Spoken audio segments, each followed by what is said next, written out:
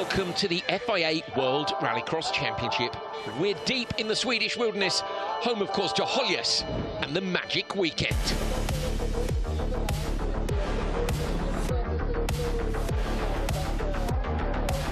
They've been racing here since the mid-70s, and in that near 50-year history, we've seen epic battles from legends of the sport.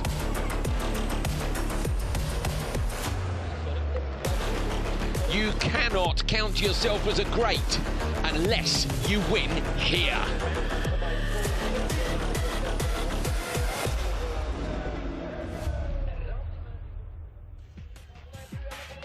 Hello indeed from the Magic Weekend. Höljes, Sweden. We're here for round 2 of the FIA World Rallycross Championship. The skies are looking pretty moody over this place.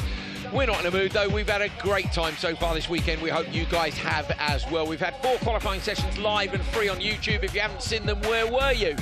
My name's Andrew Coley. Alongside me in the booth is Dan Rook, and we'll be sending him out and about as well to take a look at all the action, go and speak to some of our stars. That was on Friday when the sun was shining. It hasn't done a lot of that since then. It's been pretty wet and miserable. Just when it was looking like it was going to dry up, it poured with rain again. I've already mentioned myself, Andrew, and Dan in the middle here. Niklas Gronholm. Niklas, good to see you, mate. Thank you. What about this weather? I know you've got a lodge near here. I mean, this seems to be standard Scandinavian weather at Höljes. I mean, yeah, I hate it.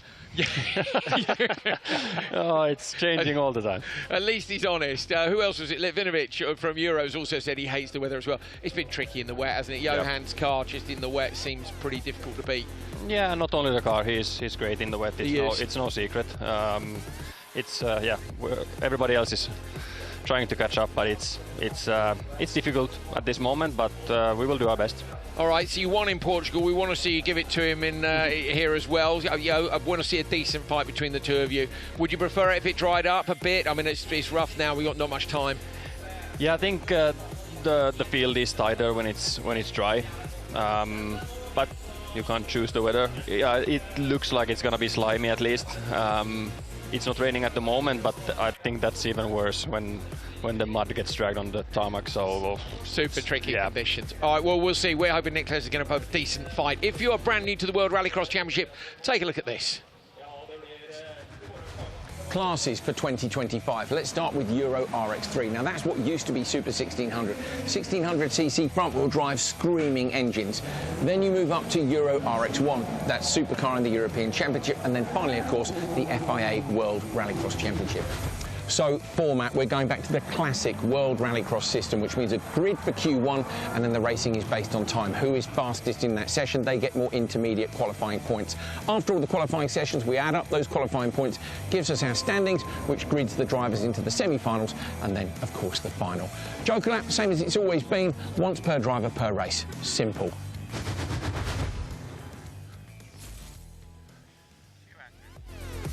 So we said already, if you've missed the action, where have you been? Fantastic running during day 1 here at Höljes. All to play for in mixed conditions, but Johan Kristoffersson was proving extremely hard to beat. He really was. All the drivers saying the car and the driver looked incredible. This was Clara Anderson running a little bit wide at the start. She got passed by Veiby.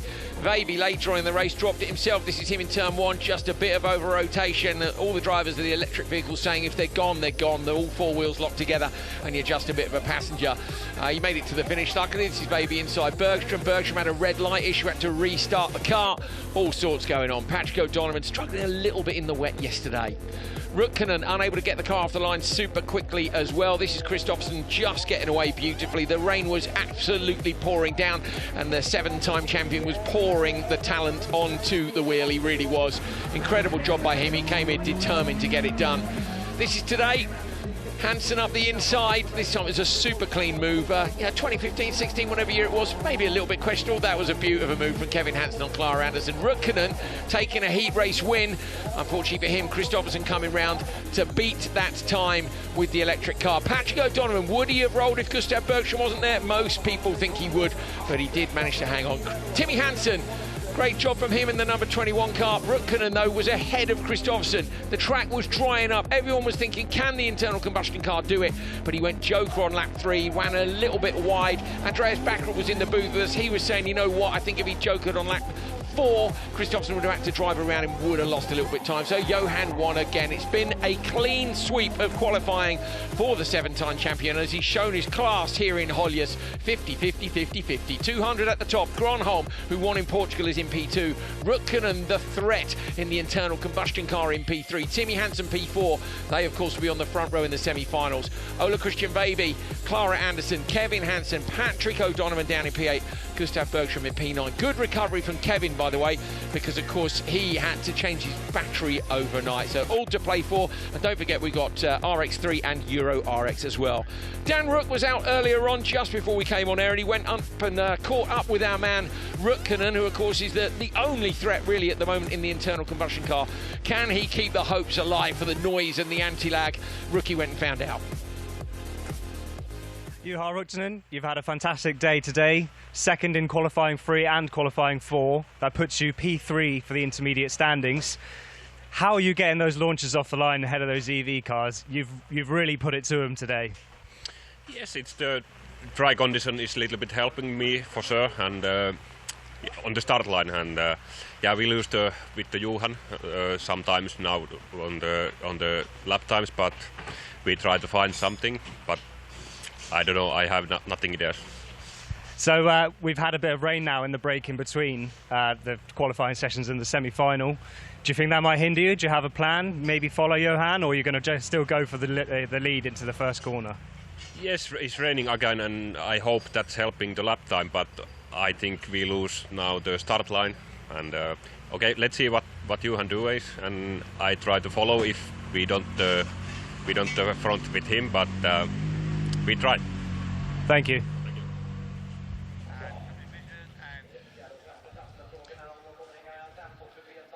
So Rukkonen.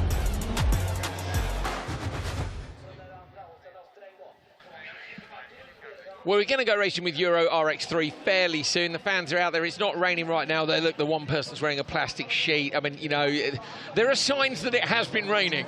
Yeah. The umbrellas are not for sunburn, are they, Dan? No, definitely not. My soggy feet are definitely a sign that it's been raining. I told him to go barefoot, but he said the rocks were too much for his soft feet.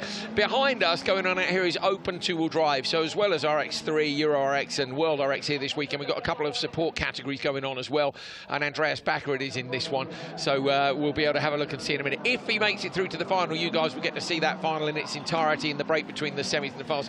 Here he is, Andreas Bakkerud, with the Puma that he's had built this year. Dan, he's put so much effort into the team. Have you managed to get there and have a look yet? No, unfortunately I've not had a chance to go and look at the car, but from what he's been saying when he joins us here, there's so much more to running a team than he realises, isn't there? He's obviously set up his own team this year, previously having run with, well, many factory teams. So obviously going to have a lot of experience from, you know, learning things from them. But yeah, I think it came as a shock to him, didn't it? It did, yeah. The leader, Tisland, in front of him, as you can see, has lost his window. Bakkerud only 0.3 behind. Andreas won Q3 and Q4. Engsvik won Q1.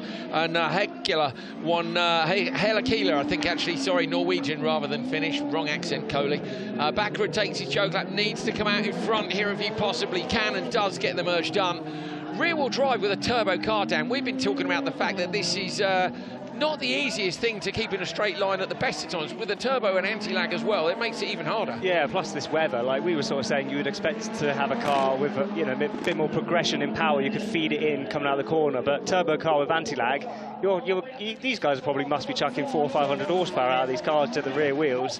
It's a lot to deal with. It is. It was fascinating talking to us. He took, bless him as well, he took the Hansens on a tour of his team, and Kevin posted on his social media about how much respect he had for Andreas building his own team, as we all do, because we know how much effort it takes. But he was telling me, I bought the truck, he said, and then I had to get the truck decaled, and then I needed sofas for the truck, and chairs and tables and a microwave and a fridge, and he was like, it's just so expensive. And it's like, yeah, it is, mate. So he continues out there with the backing, of course, of his loyal sponsors from the Baby Blue days, everybody from up in Bergen.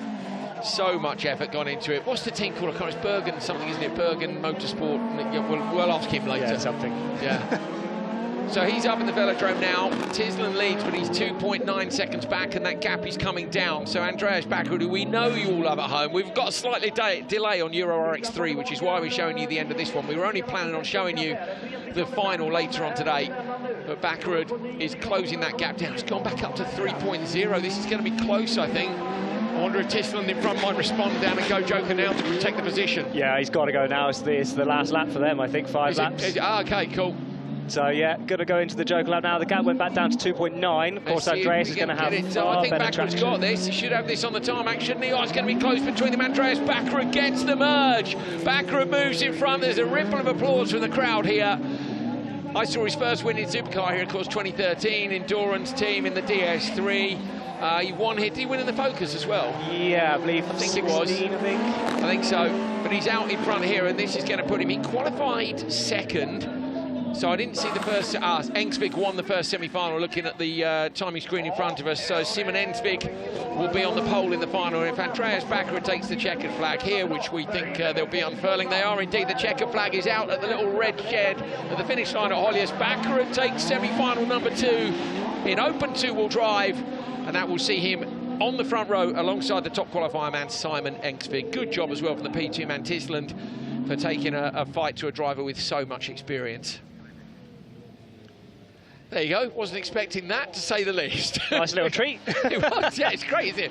What a way to start. So, yes, not an FIA category, maybe an FIA category in which we used to have touring car. We used to have, you know... Oh, yeah, that's exactly what we're sort of based on. Rear-wheel drive touring car. So there's 2 different categories you'll see later. We've got an open 2-wheel drive and another category as well.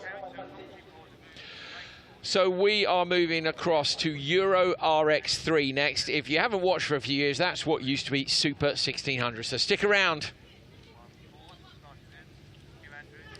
On to the semi-finals then. 2 times 6 cars here. As you can see, we've done 4 qualifying sessions to get our top 12. They make it through to the semis. Odds go to semi-1, evens go to semi-2. And then the top 3 from each of those semi-finals goes through to the final, where we'll get our podium and, of course, our winner. Last car pulling up to the grid. These guys were loving it in the last session, Q4. It was just a little bit easier to get off the line. In fact, Rosrud, who's on the pole here, had his worst start in Q4 of the entire weekend. He had brilliant wins all the way through. He didn't need to win that session, to be fair. He won Q1, 2 and 3. In Q3 he had a puncture. Pressure's on him, Dan, but great debut. Yeah, fantastic debut. I'm sure he probably wasn't expecting it coming here. You know, you never think to come and join a European Championship and to be leading at the intermediate stages. But yeah, what a drive. Well, that's what Andreas Bakkerud was saying earlier, wasn't it? He said you have to remember this is the biggest race he's ever done in his whole life. He's come to Höljes, where he's been coming for his whole life, and yeah, now he's out there on the grid.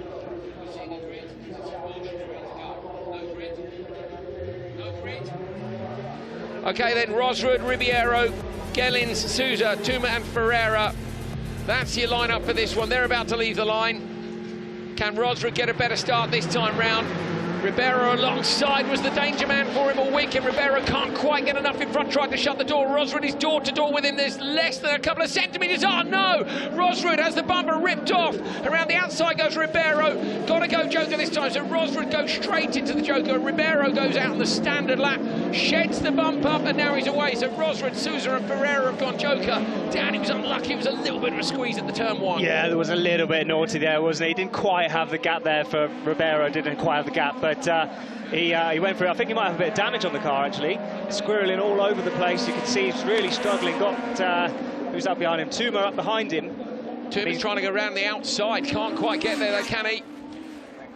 Ribeiro down, won in Portugal, but has struggled a little bit today. Yeah, yesterday he was fast yesterday. I think he didn't come yesterday P2 twice, and then today he's really struggled sideways again. Not something you expect to see in a front-wheel drive car. Rosrud's there, Dan. Rosrud's with him already. What's the gap back to Rosrud? It's only 2.2 seconds. I think this could be done already. Yeah, I think this is on, isn't it? Especially is he going to respond? With Ribeiro looking like he's got a problem. He doesn't respond, and now it's too late. So the top, for me, any of the top 3 could have gone Joker there and given themselves a chance. They should have gone. But Rosrud's on the back of the train. What are they doing? Tuma for me should have been the one to go. Yeah, because being held up by Ribeiro out front. At least then he'd have half a chance and chase him back down. I've got to say, I'm impressed by Rosrud. High line, so Ribeiro goes low, Tuma goes high, Gellins goes high. Rosrud right on the back of him, look. He's there already, isn't he? Yeah. So Rosrud now will be looking for a way through. But to be honest with you, if I was his spotter, I'd be on the radio saying, don't worry about it, they're not getting away. You know when you're in the back of the train and it's pouring with rain again? Yeah. The umbrellas are going up in the crowd, the rain is pouring down here at Höljes again. There are literally people running away around us from the cafe, desperately getting the umbrellas up. Rosrud is on the back of this pack already, the top qualifier. He's right there with them. It's pouring with rain up at turn 1. Who's going to go Joker this time? None of them could go. They can't. They're having to wait now, Dan, in case somebody else has a problem. Yeah, but to me, I just think you need to go. There are two men looking up the inside of Ribeiro there. Can't quite make it work. I suppose the one thing Rosrud's got to watch out for is not getting caught up in other people's accidents, which are looking pretty likely right now. He can just sit. He can just sit there and let it wait. Oh, there we are. Ribeiro, I can see the back right tyre of the car's off the rim. Tuma looking up the inside. So Tuma goes through, Ribeiro comes round. Gellins is still there. Look, he's going. Oh no! Problem for Rosrud. Rosrud has gone back. So Rosrud has dropped down to P5. What happened in the background there? The top qualifier, who was right on the back of the train, he's still in the box seat here. Rosrud is dropping back down the order though. What is going on up at the front? Oh, contact in the back line. Just saw left of your screen. Rosrud into the back of Sousa. A little bit of a tap there, a little bit naughty if you ask me, but he's managed to get past. I don't know what's happened to Sousa. Oh, I can see at our commentary position he's stopped at the final corner. So Sousa stopped into the Joker lap. We've got... Oh, he's at... OK, is that from the contact on the way in? Yes. So is that Rosrud? That's Rosrud on the final corner. So Rosrud, he was in that pack. He was in the midst of it all. He's had a problem. He was in the box seat to pick up when they go Joker. He's still the leading driver is Joker, Dan, but he's had a bit of carnage, and now the stewards could get involved. Yeah, I think we could well see it as well, because he was just on the exit of the corner and just hooked up the back of Sousa there. So it's a shame, real shame, because he could have just sat tight, and even if he did qualify second, he's still into the final. But I don't think he would have. I know he'd made a mistake at the velodrome, but I don't. Unless there's something happened at the velodrome between them that we didn't see. Either way, Sousa is parked at the side of the road. You can see Sousa off the side of the track clapping his hands at Rosrud. So he's not happy at all. We've been joined by Kevin Hansen, who we'll bring in just a moment while we watch the final outcome of this. Tuma runs wide. Gellins up the inside. Rosrud over the crest. Gellins trying to come out into P2. Not quite going to get there, is he? Ferreira up the inside. Ferreira got cleaned out yesterday in the last corner. He's trying to come around the outside now. Gellins to find a way through. The battle for P2 is epic. This is for row 2, remember, in the final. Ferreira goes on the low line. Gellins has gone up high. Gellins trying to find a long way round. They're side by side, but Gellins shuts the door in Ferreira's face. Tuma is there as well to pick up the pieces if anything goes wrong. So Rosrud got squeezed at the start, had the bumper pulled off. He's the top qualifier. He got involved in contact after that. Is that going to cost him with the stewards? We'll see. He goes into the final corner. He's going to take the checker flag, but I think we're going to have to wait and find out what the result of this is in a few minutes. He crosses the line. Rosrud gets the semi-final win. Gellins gets P2. Ferreira holds on for P3. And that was a lot more carnage than I was expecting in semi-final 1. Right, Rosrud wins the first semi, but Sousa, did he fire him off? We're waiting to see if it's under investigation. Stay with us, and we'll find out. Here's the result of semi-final number 1 for RX3. Didn't think I'd be working this hard within the first 10 minutes of the show, but Rosrud takes it from Nicholas Gellins, Ferreira, Tuma, Ribeiro and Sousa. Wow. Well, that was some way to start the show, wasn't it? It really was. Kenneth, I know you didn't see all of the race. Rosrud at the start got squeezed, the bumper was pulled off. He jokered, and then was onto the back. Now, here we go. This is Sousa. Yeah, so disappointing. He's a bit that's a good word, I think. Kenneth, disappointed. I think there are other words which would more adequately. I'm quite gentle there. He is quite gentle. Yeah, but this final is always semi-final. It's like rallycross, you know, you can never see how it's going, and suddenly you have this carnage and everything happens, and that's the good thing with the sport also. Oh, it's a wonderful thing with rallycross, isn't it? I feel a bit for Rosrud, because he'd done it. He was literally on the back of the 3 cars, within a second of the leader. We'll have a look, actually. We're going to take a look at some highlights, Kenneth, and you can give us your thoughts.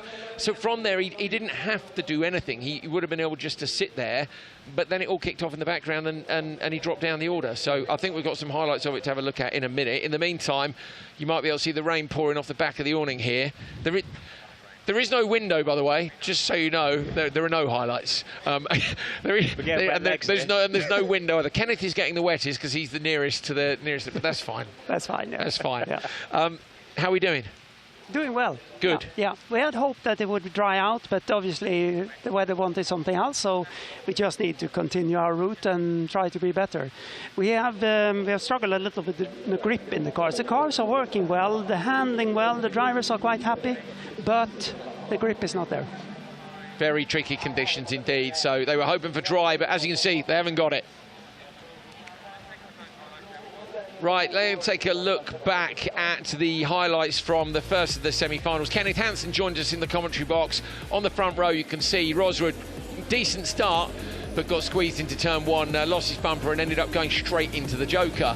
Now, the front three, Dan, you felt that Ferreira was having all sorts of issues, didn't you, in the Audi? Yeah, and we saw a bit later on in the race, he had a puncture on the back right, which I think was coming on early on. But we saw a shot later in the race where it came off the rim. So you might see this one here. Yeah, if you look at the back right corner, you see the tyre off the rim of the car. So not normal to see a front-wheel drive car sliding around like that. Yeah, sorry, it was Ribeiro, not Ferreira. So this, Kenneth, is the point where we were saying, look, Rosrud's got nothing to do here. He can just sit in the back of the pack. There's the contact. So, and for me, he was right there. You need to be on the radio, don't you, saying, just wait. It's not needed, no. But you don't know, it could have something, missed a gear or something, and then suddenly get stuck. Black flag. Rosrud. No, Rosrud has been disqualified from semi-final number one. The 19-year-old who's done so well here this weekend has been given the black flag by race control for the contact with Sousa. And as Kenneth said, if Sousa missed a gear, it might not even have been Rosrud's fault. But could be like that. The problem is when you drive through, isn't it? If you hit, it's okay, but if you drive through, you normally get a penalty. That's right. What a shame. Well, on to semi-final number two. Rytis Gerklis on the pole from Samuel Kovacs. It's then Libor Tejes and Palos Komochi, Senegaknik and Sousa at the back.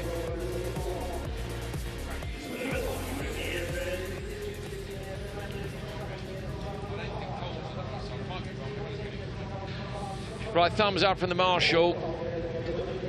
Waterproof's on, umbrellas up. And we're going to go for semi-final number two. So Gerklis, who qualified second behind Rosrud, will maybe know about what's happened. Gerklis and Kovacs on row one. Kovacs tries to shut the door and Tejes from row two. Tejes got a great start, gets up the inside of Kovacs. Komochi's there as well. Sousa trying to go the long way around the outside. Komochi's got up into P2 from P number 4 and goes straight to the Joker. Brilliant start, and I think Kenneth, brilliant decision to go Joker straight away. I think he was absolutely optimised there to do that. That was fine, and now we see how it plays off for him. Yeah, now he needs a bit of space in front. Dan, you agree? Yeah, definitely. I mean, he had a fantastic launch from further back of the grid, didn't he? But he ended up positioning himself on the outside of turn 2, so just had to go for it. He's going for the high line. Let's see if that pays off. It's a bit dangerous to do that on lap 1, but he's obviously feeling confident about it and shuts the door on Kovacs behind. So Komochi, Kovacs and Tejes have all jokered on lap 1, and they are all just off the back of this leading pack already. So, sideways in the background for Komochi. Gerklis leads from Sousa. Komochi is going to need these guys in front of him to go into the Joker lap now, because look at how much more speed he's got compared to them. He's caught them right back up. If he stands a chance of overlapping Gerklis, he needs to be in clear air. Komochi was 5th in last year, had a podium. Made his debut in 2022 and had a podium there as well in Hungary. As Sousa, who's gone Joker but looks to have missed a gear or had some sort of a problem on the exit, that hasn't gone his way. Tejes is also a long way back, so I don't know what happened to Tejes. He was on the back of this pack here. So Komochi goes up high, still going to follow that line, look. Doesn't seem, and Kovacs is on that low line, but Komochi is obviously confident that he can pull off the high line here. He pulled so much more speed out on the run down the hill. You could see he actually pulled the gap back to Senegaknik. So Gerklis is driving out front, Dan. Now it's really about what happens with Senegaknik and also making sure that he doesn't make the same mistake Komochi Komochi might get up the inside in the background. Komochi was alongside. He had to drop back, so the traction came back. Kenneth, this is almost the identical situation that Rosrud was in semi-final number 1. Exactly, yeah. But he backed off, he didn't push him, so that was fine. You need to be a little bit clever there, but of course, we don't know the full scenario. No, exactly. He's got to try and find his way through if he can. Otherwise, I mean, Dan, to come from P4 on the grid, if he waits for Senegagnik to go joker, he's not going to get Gerkles at this race. Surely not going to try around the outside. And I don't think he's quite close enough. And that's getting a bit risky now with opening the door to behind. I don't know that I wouldn't stay low, Dan. Yeah, because it depends. You know, you can actually see he does pull a gap coming down the hill. It is faster, but if somebody comes up the inside is able to shut the door on him from coming back to the inside, then he's in trouble. And it looks quite good. It looks good, yeah. It does look good, It's yeah. like a motocross style inside-outside, isn't it? So again, look, you can see Senegagnik runs a little bit deeper on the exit of the final corner. Komachi doesn't. Senegagnik surely will joker now, puts up a two wheels. Gerkles has gone joker with a lap to go, which I think is a sensible decision. So Gerkles comes out from the joker, and still he hasn't gone. Senegagnik hasn't gone, so it's an easy win here for Gerkles as long as he keeps it. Sensible, and Komachi with a little nudge on the back of Senegagnik there, letting him know he's there, Kenneth. Exactly, just a little bit. Make him a little nervous, perhaps. Is that the sort of thing you would have done back in the day, Kenneth? Yeah, definitely. We knew quite well our competitors, so we knew how to play them. Yeah, he knew to wind them up. Yeah, I mean, there was one particularly fiery Norwegian who I imagine that sort of thing would have got him all fired up to make a mistake. In the background still, Komachi goes up the inside. It's maybe not necessary, but he's decided he wants to do it anyway. So Senegagnik now ploughs into the back of him. And now, for me, that's a disaster. He's in danger of losing the position. What is everybody doing? Komachi drops back here. He's going to lose out to Kovacs. If he doesn't fire Kovacs off into the gravel, Kovacs turns him round. And both times, the people who led the Joker pack, and now he's forced into the Joker again. This is a disaster. His spotter should have been on the back of him saying, don't pass. Your positions aren't going to change. If you pass him, it's no benefit to you. You're not catching the guy in front. You just need to defend. That was just... Yeah, just wait for it. Just wait and calm down. Both races, Kenneth. It's impatience, isn't it? It seemed to be quite a lot in the hands of the spotters to give better information. Agreed. Gerkles comes over the jump as an absolutely massive lead and will have no idea about the carnage that has unfolded behind. Tejez, who was off the back of the pack a while ago, has somehow managed to get himself up into P3. Obviously, well, we know, we say somehow. Tejez into P2. So will that be pushing and passing or not? Oh dear, and then more carnage. Front left is off for Kovacs, who drops down the order. So Gerkles, Tejez, Senegagnik. Sousa crosses the line in front of Kovacs. Absolute carnage in that one. Komachi with two jokers, one of them by accident. Spotters need to be on the radio. Wow. I'm starting to wonder if someone was blocking all the radio chat. That was carnage. Ritis Gerkles takes the win, having qualified second, and his rival Marcus Rosrud has been DQ'd from semi-final number one. So Gerkles the favourite going into the final.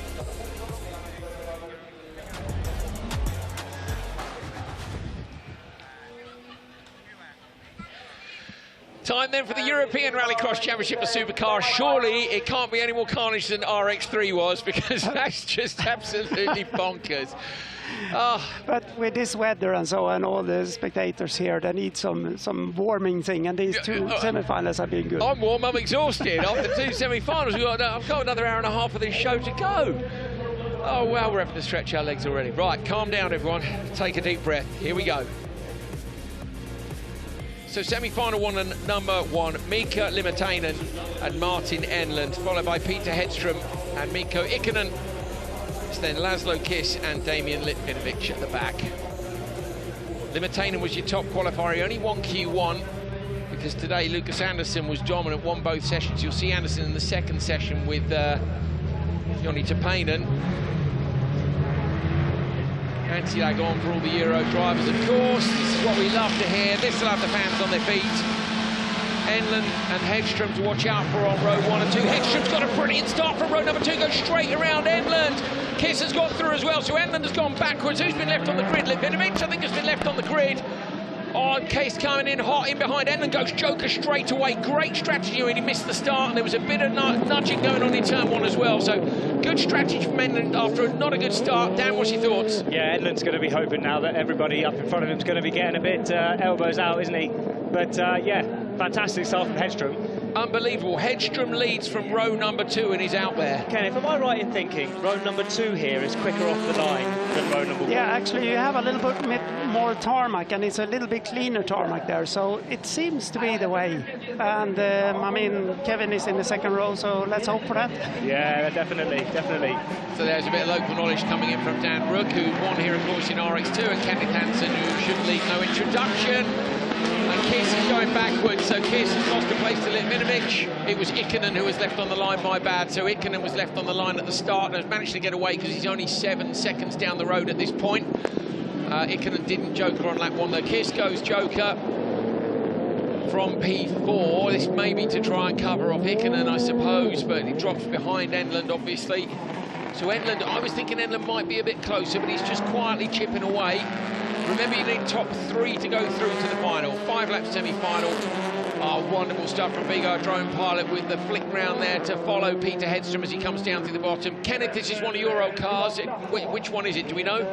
Yeah, it's the one Kevin used in 2021 championship, in World Championship there. So it's a good base there. It's a very good car. We struggle a little to set it in the wet, but you see Hedström is a very good driver and he has been able to set it up right. But the start was brilliant. So it's the latest spec. It is. So you guys struggled to set it up in the wet, did you? Or you didn't? You didn't? Yeah, we did, but they seem to be doing better. Better have a word with Hedström. Get Peter in. You can have a word with the Hansen squad. That car has been used by Victor Franks, of course, recently, and he won. Hedström won at Estering last year in Rally X with it, and he's looking like he's going to get himself on the front row here. And Hedström is a fantastic driver. He have a very good car control. He have a lot of driving, and of course, Höljes, he knows like his backyard. It's such a favourite track, isn't it? It really is. If there's somebody to come and... I've been lucky enough to drive a car around here, and it is a wonderful, wonderful rallycross track. It really is. There's the line look up to turn 1. You get such a good idea from the drone of how straight you can make turn 1 from out on the left-hand side. Hedström stays out again. Kenneth, what are you thinking? Yeah, when we talk to the drivers, you know, you could see before, if you start to slide, how much you're losing. So you need to stay in the grip, especially on the tarmac. Because if you start to slide a little, you can see on the last corner there, it's just a waste of time. So you're dropping a wheel onto the dirty line and then you lose even more. Yeah, and definitely not slide on tarmac. Just keep it straight, yeah. Keep it straight. So you want to rotate the car as quickly as possible, point it in the direction and go. So Limitane, the top qualifier, is in behind Hedström after that brilliant start in turn 1 for Hedström. Up over the jump, we're heading into the final lap, so these guys are going to joker now. Hedström's run a little bit deep in the last corner. Limitane is closing that gap down. It was 1.4, is it 1.1? But I think it's too late. Obviously, there's no chance to alternate the strategy now, so Hedström will go joker. Limitane comes in behind, and Litvinovic as well. The question mark is how far back is Enlund. He was 5.8 back. Enlund on the standard lap. Can he steal the position from Litvinovic and make it through to the final? Litvinovic is going to come across and try and shut the door. Enlund just gets a little nudge on the front right arch. He gives him a kiss in the back bumper as well to try and find his way through. Hedström coming under pressure from Limitane out front. Oh, he's looking for a way through. Hedström's just got to keep the door shut here, and the same for Litvinovic and Enlund as they come down. I'm disappointed for Enlund. He qualified 3rd. Early joke here after not brilliant start. He has a look on the run down to the right-hander, surely not there. On Enlund's run wide, that's any chance over. Hedström closes the door into the final corner, and Peter Hedström, who qualified 5th and didn't win a session so far, is going to take semi-final number 1 in the European Rallycross Championship. He goes through to the front row of the final. Limitane and Litvinovic are going to go through with him. Enlund, Ikonen and Kiss are done for the weekend. Kenneth needs to go. Kenneth, thanks so much, mate. Good luck for the semi-final. Thank you too. Good luck to you too. Thank you. You're a legend. Cheers. Hedström takes semi-1 from Limitane and Litvinovic, Enlund, Ikonen and Kiss. Dan, are we lucky to have people like Kevin Hansen come and join us in the commentary box? It's bonkers. Yeah, and what great wisdom he brings to the table. He does just little things in it, like I love it, and he watches so intensely. You guys might not know at home, he's commentated on Swedish television quite a lot, so he's actually he's so softly spoken, I have to turn him up like when he's in the commentary box with us. Dan, some more interesting decisions here. Hedström's done a brilliant job, but I felt particularly the 2 Euro RX 3 finals not so good. These guys tactically better. Yeah. I mean, you'd think these guys have probably got a little bit more experience under their belts, which is really showing.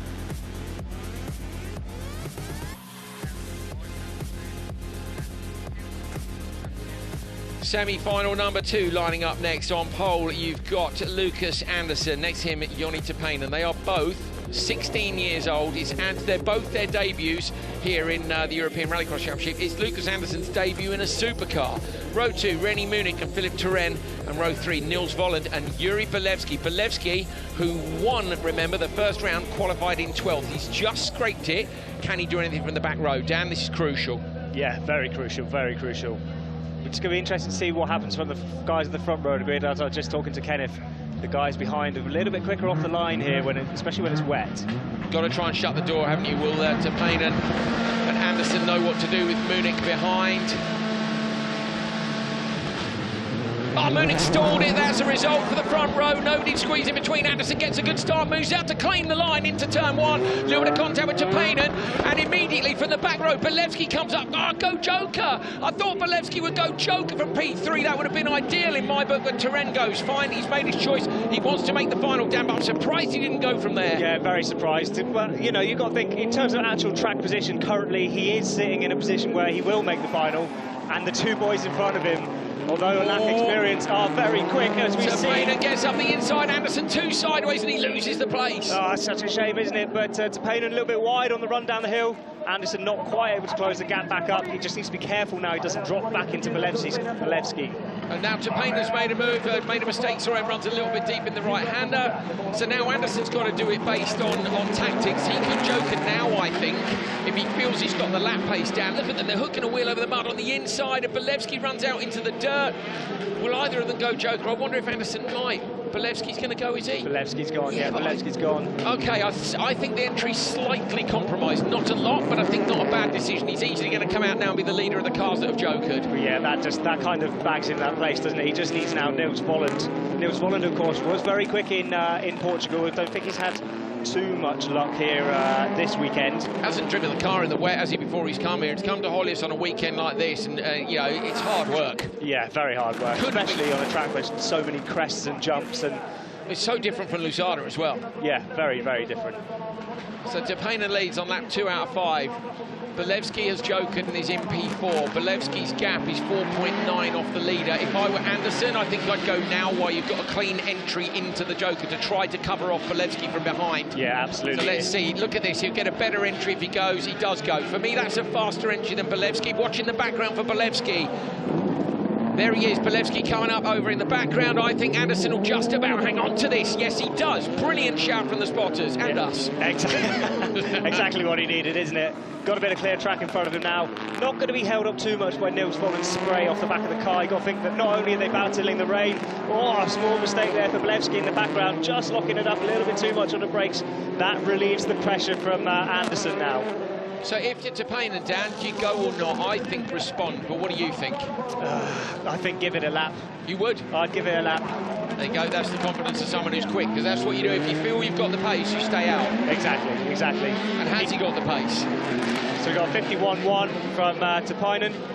Oh, it's hard to see, because of course Andersson's lap was a Joker lap. So, but actually Andersson's bringing him back in. Sector times are quicker than Topainen's. So we go down Rook on the sectors, and you can see Volland goes Joker, but he's going to come out behind Bolewski. This could be a bit of a rescue job from Bolewski, I have to say, to scrape through from Q4 when he wasn't in to make the semis. And now he might scrape through to the final, but down, having come up from P6 to P3 here, if the weather stays like this, I know, it could be the ultimate comeback. Well, yeah, exactly. And we see them get good starts from further back on the grid as well. So, you know, this is Rallycross. Anything can happen. Fantastic stuff. Topainen heads into the final lap and is the only driver yet to Joker. The gap is 4.2. Front wheel of Andersson's car, as he came over the jump there, did not look too healthy. Really sagged down and kind of bounced. I don't know if maybe he's picked up some sort of suspension damage. So Andersson might be hanging on to a wounded car as we see Topainen, the leader, go into the Joker, but he's wide. Topainen's only just off the barrier, gets it in towards the apex. Andersson's under enormous pressure, so I think Dan Rook might be right, because the gap's just suddenly gone up Tepainen comes out in front. Anderson's got to try and hold on for one more lap. Don't ride the curbs too much if you're carrying damage. Belevski's going to be looking in the background for a way through. Over the crest, Belevski may drop down low. Anderson goes low. Belevski's got to go the long way round, and he won't want to open the door because Vollen's behind. Exactly. Pressure from both places now, isn't it? We're watching Anderson. Look at the front left rear of the car. You can see him really bouncing within the wheel arch. He's only got a couple corners left to hold on. I think Dan's right. I think there's a problem for Anderson. He's hanging on to it either way. Tepainen is going to come around and take this one. So Tepainen from the outside of the front row up the inside. He's getting past. Belevski goes up the inside. Is he going to lose P3 as well? Anderson just holds on. Belevski gets it in the... Oh, no, our timing screen showing Anderson. Our timing screen is showing Anderson. So we'll take a look at the replays of that. The timing, as you can see, top left of your screen shows that Anderson held on to P2 from Belevski. Belevski, the championship leader, has made it through, but Tepainen wins.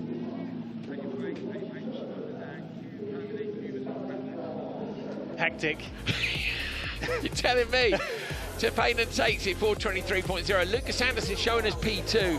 Looked like Belevski had got him right at the line, but then they ran super wide, and at that point it's hard to tell who crosses the loop first, what angle is the loop at in the road. By the loop, I mean the timing loop underneath the road. Yeah, so where we've seen in the qualifying sessions the guys driving off the side of the road, the timing loop kind of aims back towards the hairpin. So the timing loop is diagonally back from the inside to the outside. Yes, he was up the inside. Is a little run off of the corner as well. So he was just able to pip it there. Anderson checked up there in the velodrome to try and avoid running into the back of Tepainen. Look at Tepainen's Joker. It actually turned out well, but on the way in, Dan, I think that was a bit of a moment. Yeah, I think that must have been a bit of a squeaky bum moment there. Watch for Belevski on the inside. He looks like he's passed him. And Anderson, he must just cross the loop slightly before him. Wow. Okay, so the fans are out there in the pouring rain watching, and I have to say, so far, have you not been entertained? Because we certainly have. I hope you guys are enjoying it at home as well. Dan, what you were saying about the loop, it's and I'm going to get a piece of paper. Here we go. So you got the last corner. Let's see if we can do this.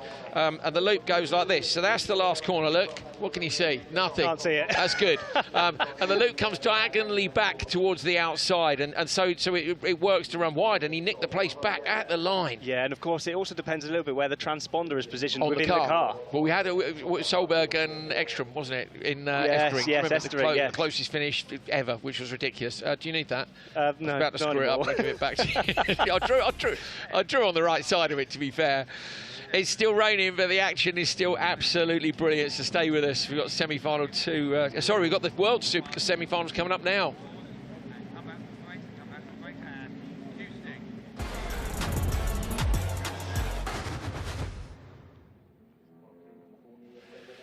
The rain is pouring down here at Höljes for round 2 of the FIA World Rallycross Championship. We have seen already, of course, the semi-finals for RX3 and for Euro RX. Now we're heading into the semi-finals for the World Championship. Less cars in this, but it's going to be equally competitive, I think. On the front row, Johan, Kristoffersson and Juha Räikkönen. Räikkönen had brilliant starts today in drying conditions. He was able to beat the electric cars off the line. I think that's a tougher ask in these conditions. Ola Christian Baby and Kevin Hansen on row 2. Can they get the kind of launches that we've seen? Because if they can, that could really compromise Räikkönen and Gustav Bergström on row 3. You're on board here with Räikkönen. That is the view that the one man with the hopes of the fans as he clunks it into gear and pulls the handbrake on. Look at the water dripping off the rear wing, and there is the enemy as far as he is concerned behind, particularly in Baby, who of course is in slot number 2 on row number 2. He's seen brilliant launches from there. Räikkönen needs this to be perfect. He tries to shut the door and he gets a great launch. Räikkönen's done well, but Baby's alongside. He has to drop back in. Kevin Hansen drops into P3. Baby drops down to P4. Räikkönen doesn't go Joker this time. Baby goes immediately into the Joker lap. Kristoffersson leads over the crest, but that was a good start from Räikkönen in these conditions. Yeah, it really was. I mean, it was just a case of damage limitation, I think. It was always going to be a very hard battle to beat Johan off the line. You know, we saw him in drying conditions. He really managed to get it dialed, but, you know, the rain, look how wet it is out there now compared to what it was in qualifying for. I think this might be the wettest conditions we've had over the whole weekend, Dan, with the rain we've had literally in the last hour or so. Räikkönen coming down the hill, Kevin Hansen right in behind him. Hansen, of course, mentioned earlier, he had the battery swapped to the one that was in Timmy's car in Portugal after he had a red light yesterday. Kristoffersson's edging away, he's 1.5 up the road. I want to see Rukkonen in the final. Yeah, that would be fantastic, wouldn't it? And I mean, he's in a good position to now, really. The danger man is OC Vavy behind him. You're on board with Kevin Hansen as we go up to turn 1. Just pops the curb. You can see just in the... Oh, Bergström's not stopped again. Is he resetting to go again? He's had this issue numerous times this weekend. Kevin Hansen has gone joker. He's going to try and come out and cover off Vavy behind, and he has. Great spotting tactics from the Hansens. Vavy nudges into the back of him. Yeah, Hansen's really responding there. They were telling us, weren't they, through the weekend how quick that Polo is, and to get in and out and cover him off, that now gives us a good idea of where Juha Rukkonen might slot in as well. So you think Rukkonen should go now? Do you think he should go earlier rather than later? I think so. Behind? I think so. We've got Kevin Hansen with a clear track now. Let's not give him that space. Johan Kristoffersson's already gone out in front. Let's defend from behind. Okay, good shout. Dan Rook says go joker this time round. Let's see if he does.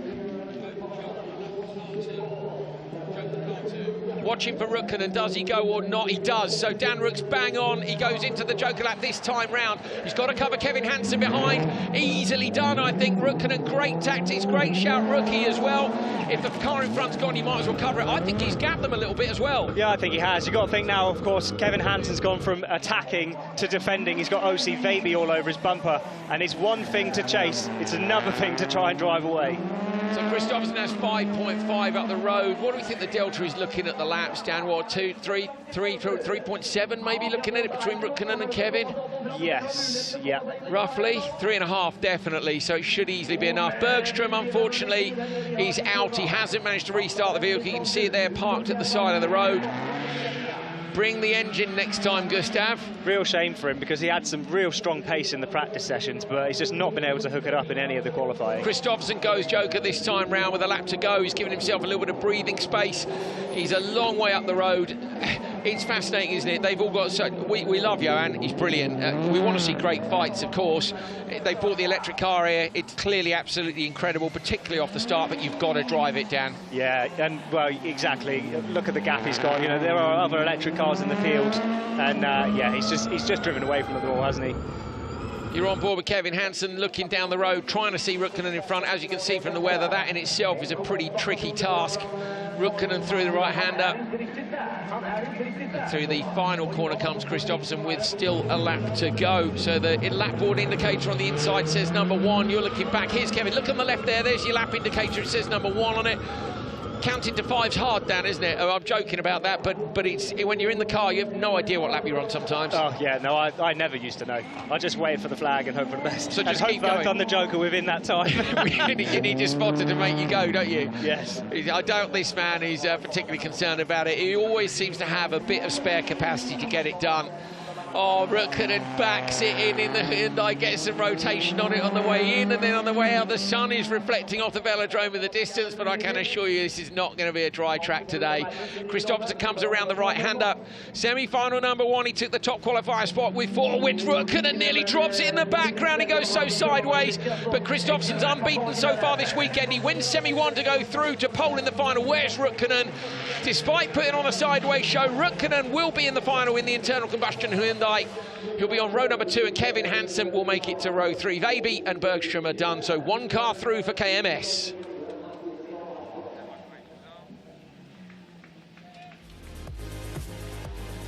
There is a bit of blue sky in the distance. Johan Kristoffersson, though, was also in the distance. Up the road from Juha Rukkonen by 4.5 seconds. Kevin Hansen P3, Ola Christian Vavy P4, and Gustav Bergström P5 with a DNF.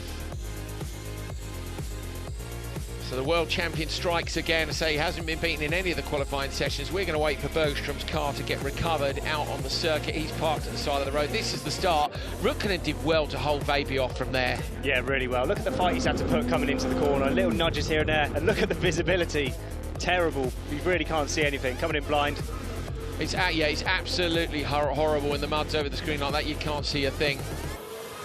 There's the onboard looking back at Vavy. Kevin Hansen's team responding well to make sure they got the joker done in time to cover him off. But Kristoffersson just perfect. Look, the front of the car tells you all you need to know about that. It was another perfect run from the 7-time world champion. He is the man to beat as we head to the final. But semi-final 2 coming up first.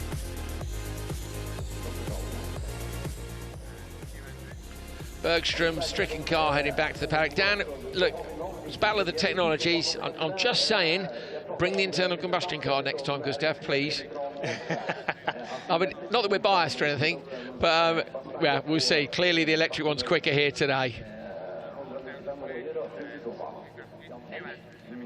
Semi-final number 2 for the FIA World Rallycross Championship from Höljes 2025. Round 2. On the front row, Niklas Gronholm and Timmy Hansen. Then it's Clara Anderson and Patrick O'Donovan. 4 cars in this, so only the one won't make it. Patrick has been struggling a little bit in the wet. He's said so himself. Dan, you've been down and spoken to him too. Yeah, he's really struggling. We saw more pace out of him in Q4, which was really nice. Drying track, wasn't he? He was there straight away. He's the European champion. Yes, he's no slouch, you know, but just not quite able to pick it up this weekend, which is a real shame. You're on board with Niklas Gronholm, who's looking super calm. Gronholm, of course, on the front row. If you're wondering how to tell the cars apart, it's very easy. One's got a Finnish flag on the roof and one's got a Swedish flag on the roof, so watch me get that wrong in a moment. The anti-lag's on for O'Donovan, noisily at the back of the grid. He needs a great start for him. He needs a bit of carnage out in front of him. Gronholm gets away nicely. Timmy Hansen alongside. Clara might be up the inside of Timmy. She is. So Clara Anderson gets alongside Timmy Hansen. Clara may have to and may want to go Joker from there. She does. So Clara, I think that's a good move from Clara. She goes Joker, and Patrick O'Donovan is right there on the back bumper of Timmy Hansen. Yeah, if Clara had stayed on the standard lap, then Patrick would have absolutely got it up the inside on the run into turn 2. So good move there from Clara, and a really good job to get up the inside of Timmy. Yeah, brilliant start from the second row. Dan, tell people a bit about what you're talking about with the grid. Obviously, you've started down there, and Kenneth agreed with you. The second bit of the grid is better. Yeah, so I mean, you've got to think you enter the gravel section of the track very fast off of the line. If you're start P2, you've got a longer run on tarmac. But also, you've got to think when it's wet like this as well. Maybe not so much this weekend, but you can have there's more rubber laid down on the front grid slots because we start qualifying from there. So, yeah, so everybody starts in a line on row number 1. Yeah, so everyone starts in a line on row number 1. When rain is on rubber in a track, it becomes very slippery. Gustav Bergström is coming in to join us in the commentary box now. Great to have him here. We'll stick these headphones on him. At the moment, Niklas Gronholm leads from Timmy Hansen, Patrick O'Donovan. Clara's jokered. Patrick hasn't gone to try and defend. Gustav, great to have you here, mate. Although obviously disappointing for you. I'm sorry you haven't made it through to the final. What happened? It's some issue with the car that we can't solve. It just dives on the same spot. Every time? Every time. Always, is it the jump landing or is it the right-hander? No, it's the right-hander before. Really? And we don't know the issue, and we have changed a lot of different things. And is it the red light, and then you have to do so red light? So Gustav, I've been saying to the people at home that maybe next time you can bring the internal combustion car. What do you think? Right now, yes. So. It's a yes. There you go, people. You heard it here. Bergström wants to bring it next time, but mate, unlucky. Yeah, I thought your pace was fantastic. You haven't had a massive break from the sport, but you also haven't been in the cars recently, and of course you haven't used these cars for 18 months.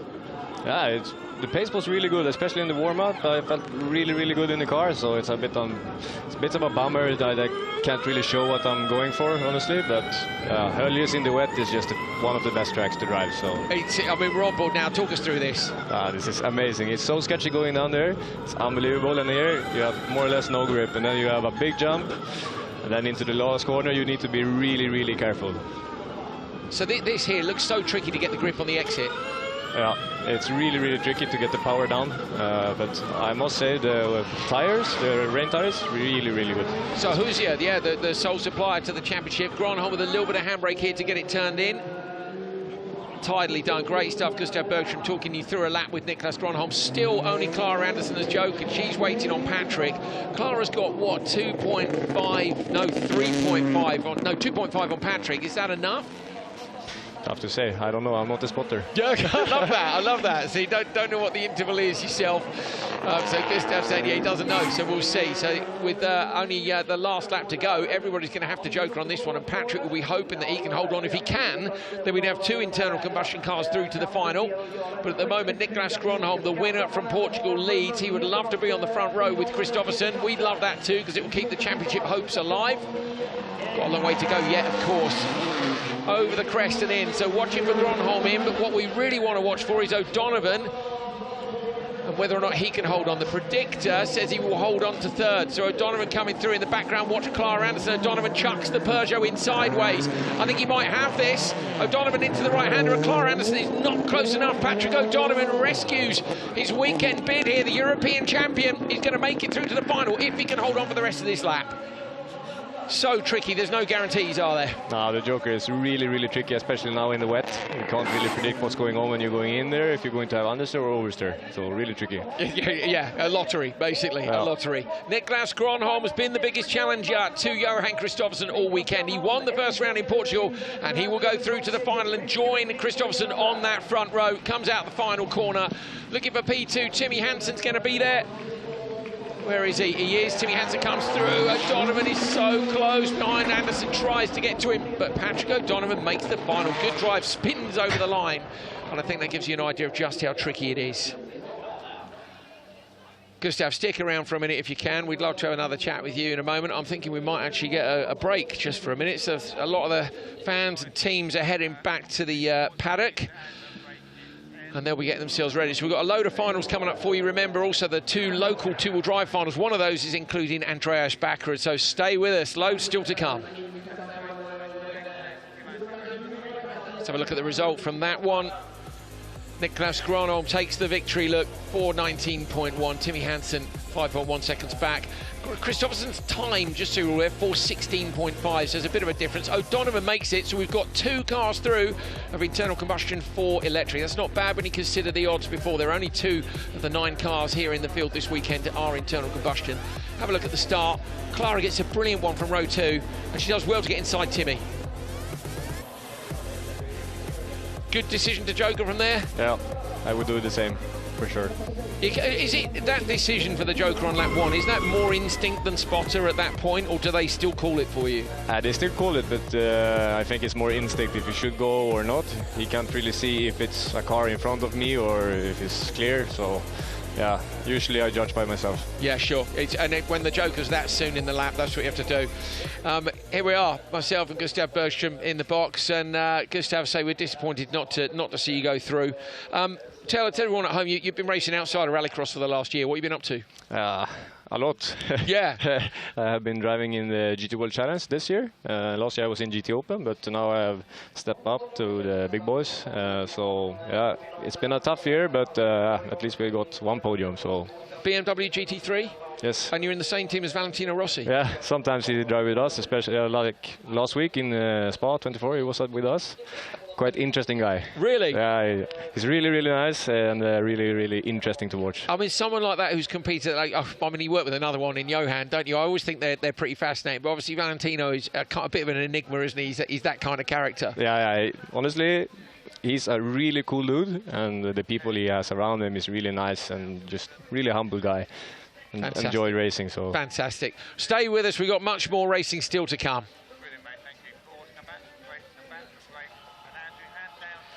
Right, Dan Rook is down in the paddock. We've sent him there with a camera to go and find out what everyone's up to between the semis and the finals. There he's down the Hansen squad. Dan. Hi, Andrew. Yeah, I'm here with Susan Hansen. Susan, you must be pleased. 2 cars in the final, especially after the problems for Kevin yesterday. Yeah, we are very pleased to have both cars in the final. That's what we aimed for. And final is a final. Let's see what happens now. I think we need to check Timmy's car first because he called back on radio saying he have an issue on the right rear. So we're checking that. Maybe that slowed it down a little bit. But we are very pleased to have both cars in the final. It's home ground. Of course, yeah. The magic weekend. Everyone wants to win here. We've got a lot to do. How hard is it going to be to get Timmy's car turned around, do you think? The boys all ready to go? Yeah, we're already preparing for the comments we got from Timmy when he came over the finish line. So we're preparing for different scenarios.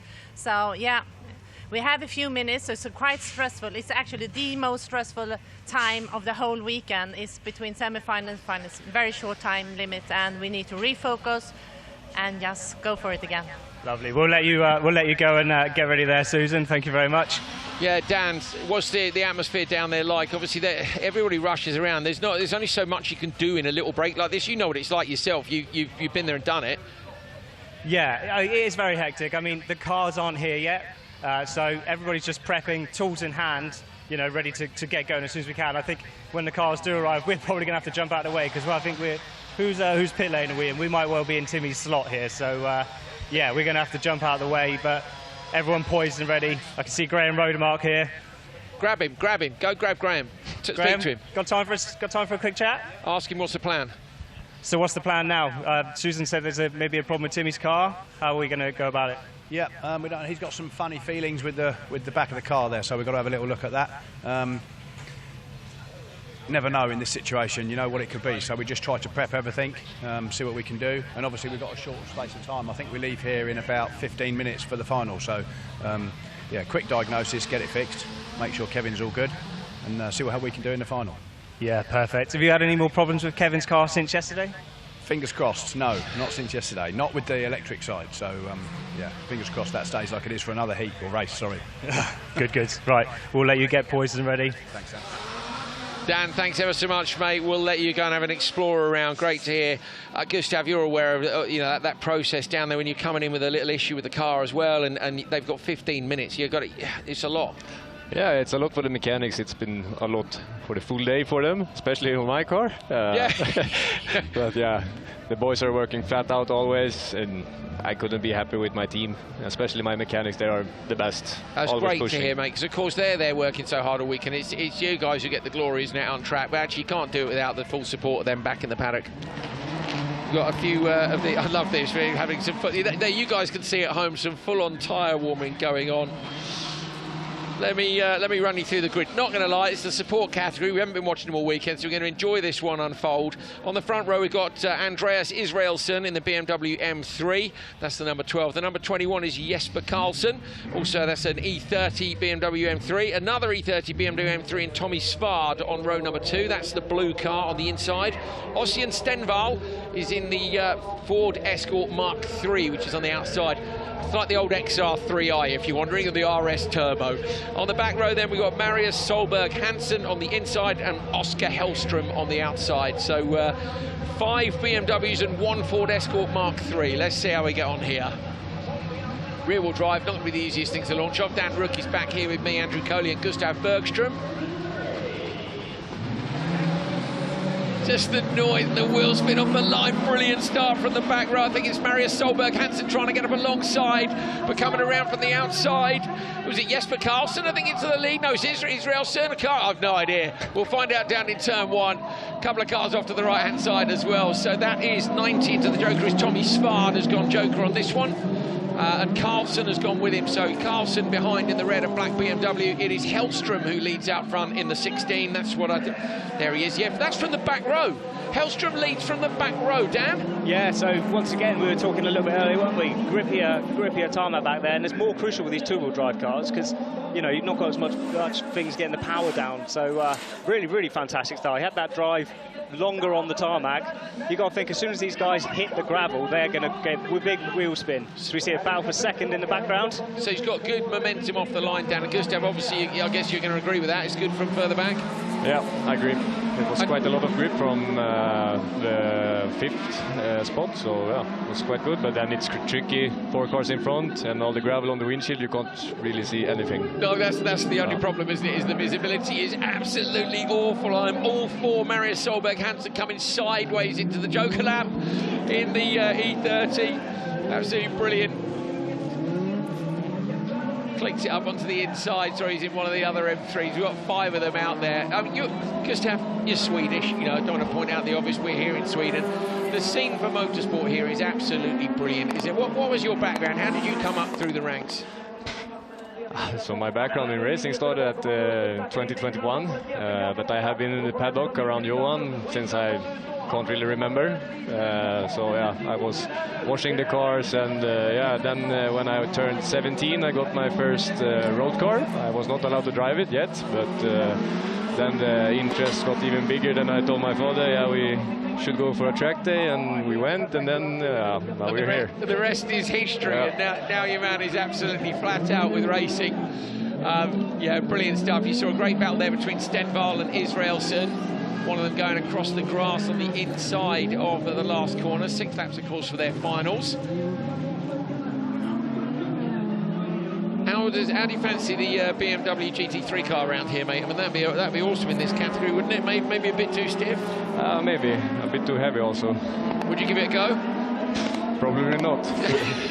You don't want the reprep bill for that one, no? Oh, I don't think the team would be happy with me. I don't know how good it would be over the jump. Oh. No, I think maybe not. You'd have to roll the jump, wouldn't you? You'd have to roll the jump. So Hellström leads, and as Joker already, brilliant job. Israelsson and Stenvall still to Joker. Stenvall is the one sole driver who is in the Ford Escort Mark III, the orange car you can see underneath, and has a couple of laps left to go. Dan, when does he go? Because if he goes now, he's going to get swallowed up. And he does anyway. Goes now. Yeah, I mean, it was damage limitation, isn't he? He was being held up. At least maybe he might get a chance to get Israelsson when he goes. Yeah, so Stenvall goes, so he might be able to pick up that position later on. Over the crest up towards the velodrome. BMW's left, right and centre. We're getting handed all sorts of things. There we are, thank you very much, Dan. Grids and stuff coming in for other categories. Lovely. So Gustav, talk us through what's going on down at KMS now with Johan. I guess there'll be, I mean, are you looking at conditions here and thinking what they need to do? Do you guys, I guess, must share quite a lot of data? Yeah, of course, but I think Johan has shown what he's capable of this weekend. So yeah, I think they're just prepping the car and then we go full push. Yeah. But Johan is here at Höljes in the rain. It's the man to beat. Oi, into the wall on the outside. Israelsson clatters it with both the front right and the rear right. Is he going to lose the position here? Stenvall does manage to get through. A little bit optimistic on the way in. But you were saying it's really slippery in the Joker, so it's easy to do. It's not easy with the rear-wheel drive. No, absolutely not. We saw Tapanen as well, Dan, earlier on with a super wide Joker just going in, and it's horrible when you chuck it in and you know the grip's not there. Yeah, but, I mean, he was able to collect it up, wasn't he? It just ended up being a bit of a late apex for him, but it's not the sort of send you want to be doing in conditions like this. No, very tricky indeed. Sideways again on the brakes down. One more lap to go and a little look up the inside. The pressure is growing here. It is Solberg, Hansen up behind Svard as they come over the start-finish line. Carlson, Stenvall and Israelsson. But out front, Hellström. This is quite the drive from P number 6 on the grid. Yeah, really made it work, didn't he? That start has really paid off for him. But, I mean, it's not like he's had everyone else all over him. He's got, you know, a 2.3 gap. He's just driven off. He has indeed. Great drive from start to finish. I say finish, not quite. We don't want to give him the commentator's curse. He's got just a couple of corners to go. So Hellström from P number 6 on the grid got an absolutely incredible start while it was all kicking off out front. Dan Rook and Gustav Bergström alongside me have both said that the back slots on the grid can be good, and that might be good for Patrick O'Donovan come the World RX final later on today. We've got ERX 3 and ERX as well to come before that. Over the line though, Hellström wins. The fireworks go off here. Big round of applause from the crowd who still love their open two-wheel drive action here. Super National this one is, sorry, open two-wheel drive to come next. And Andreas Bakkerud in the next one. Oh, brilliant. Almost tears behind us. They're bounced up and down, so I think we've got a very happy family. We've got synchronised donuts out on the track. Yeah, we have. That's really nice. Fantastic. Donuts up in turn 1. Putting on a show for the fans, and I have to say, shout out to the Swedish fans because they have sat here in terrible weather all weekend. Big support here, isn't there, Gustav? Just seeing all the people sitting in the rain. It's amazing how many is still here with this weather, which is not really super nice. No. But yeah, I'm glad to see that many people are staying for the full final and the last day. Yeah, absolutely brilliant. Right, we're going to let the Supernatural guys come back in. Oscar Hellström takes it from Tommy Svard and Marius Solberg Hansen. Then it's Jesper Karlsson, Ossian Stenvall in that one Ford, and Andreas Israelsson in the last place in another of the BMWs. Gustav, thanks so much for joining us, mate. You're welcome to stick around if you want to see Bakkerud's race, or you can disappear off to the paddock. I think I need to go back and watch the guys. So go for it, mate. Thanks so much. Unlucky this weekend. I hope we'll see you later on in the year, mate. Yep. Cheers. Thank you. Cheers. Gustav Bergström racing GT3 this year, so keep your eyes out for him, and hopefully we'll see him back in the World Rallycross Championship paddock as well. Open two-wheel drive coming up next. Andreas Bakkerud is on the front row. He is on the outside, though, of Simon Engsvig. Row 2 is Christian Tisland and Bart Bell. Bart Bell messaged the other day. He messaged on on Instagram to say, will the final be shown? And I was like, no, unfortunately not, Bart. Only the... Sorry, not the will the semi-finals, or will the rest of it be shown? I said, only the finals. He replied on Instagram and said, OK, I better get there. I was like, all right, we'll see you in the finals. So Bart Bell has made it, which is a brilliant performance by him.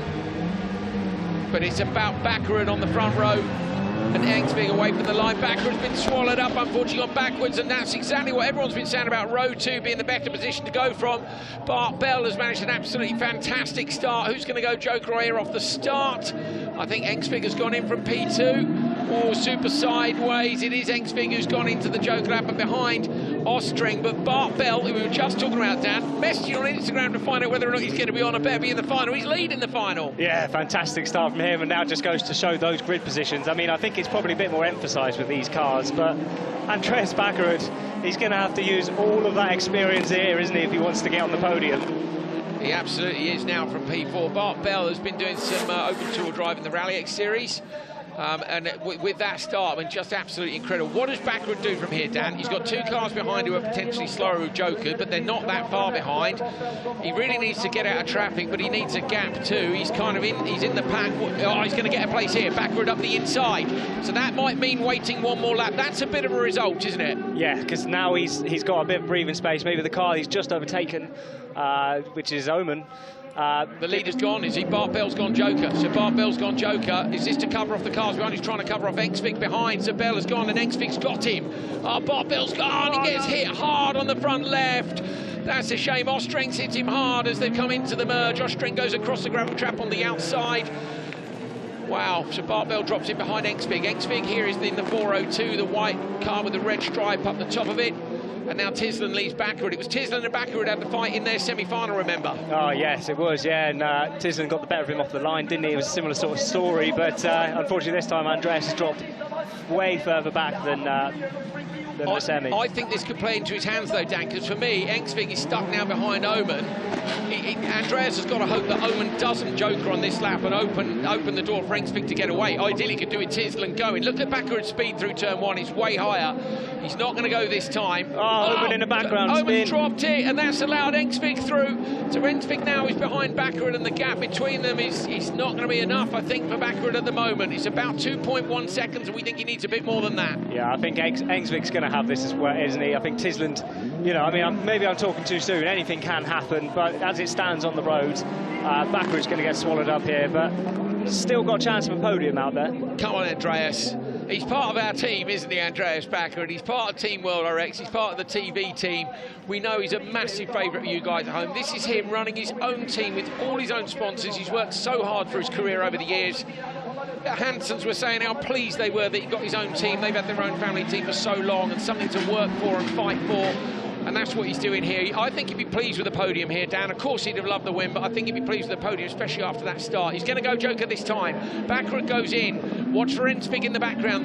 The gap is only 2 seconds. Bakkerud with the lock stops on one way, then the other. Here comes Engsvig. You know what? That's not bad, is it? Yeah, it's going to be close behind. It's closer than I thought. So Bakkerud then on for P3 on the road as it stands. If he can bring the gap down to Tisland then, and when he takes his Joker lap, we could see him leapfrog. So Tisland is 3.2 seconds up the road from Engsvig. You're flying above him now. Tisland through the right-hander. Here comes Engsvig and Bakkerud. Bakkerud's still got 2 laps here, Dan, to have a look at passing him on track. Yeah, I mean, it's a lot easier to chase, isn't it, than it is to be followed. So got to get there, hasn't he? But you wouldn't mind him having a look. Come on, Andreas. I do think he's reeling back in a little bit. You can see from our timing screens, just put two tenths out of him into that final sector, and he's now on the back of him. So if he can let him know he's there, very politely, of course. Knock on the door. Tisland's gone Joker, but he's out in the dirt on the outside. Bakkerud's almost alongside Engsvig as they come over the jump. Now we've got a race on our hands. Everybody's jokered, so Bakkerud's going to have to do this on track. He's in behind Engsvig, who was the TQ man. Engsvig won Q1, Bakkerud won Q3 and Q4. This is going to be a straight fight now for a lap and a half. Yeah, come on then, Andreas. Let's see what you can deliver here. You pulled it back. You, I mean, he was last going into turn 1. Yeah, brilliant job. So Bakkerud has fought his way through. He's had a little bit of luck here and there with people making mistakes and him getting through. Car parked at the side of the road. Bakkerud up the inside. Ekström runs a bit wide. Tags the back of Andreas Bakkerud. Bakkerud full spin, back on the gas. Let's go. No! Oh man, turned around surely. Andreas Bakkerud now stranded on the outside. He drops to P4. Everyone's gone absolutely mad down here. Tommy Howman stood over to my left-hand side. Even he's gone mad. He was waiting, and he's a Finn. So if Finns are going mad, you know something crazy happened. His Bakkerud stopped. Yeah, he stopped. Off. Andreas Bakkerud has pulled off the side of the track. That's a real shame after what was looking like a great fight between him and Ekström. Aye, aye, aye. All right, well, Ekström comes up over the crest. Fastest lap has gone to Tisland. When was that? Was that that must have been earlier in the race, surely. 54.3, I think it was. Yeah, 54.322 is the fastest lap to Tisland. But Ekström is coming down the hill on the last lap. It was a brilliant fight between him and Andreas Bakkerud. Unfortunately, Bakkerud has retired, and I think we'll see Bakkerud in the commentary box at some point in the next 40 minutes or so we can ask him how it went, can't we? Through the final corner, Simon Ekström, the top qualifier, takes the win here at Höljes after a brilliant fight with Andreas Bakkerud. We'll take a look back at the contact in a minute. Tisland gets P2, and I think from outside as he's over the line, he's pretty stoked with that. Bart Bell gets third. Yes, Bart, you commented on it still. Will you show anything? No, just the final. I'll be there. He's there, and he gets a podium. Oman comes over the line. Donuts for Ekström down in the second corner. It was Adam Oman who got P4. Oh, there we go. Absolutely buried in the gravel. That's Ekström. Hans-Göran Ekström. Ekström takes it from Tisland and Bell. Oman's P4, Bakkerud P5, but retiring with a lap to go. Hans-Göran Ekström, as you can see, stranded in the gravel.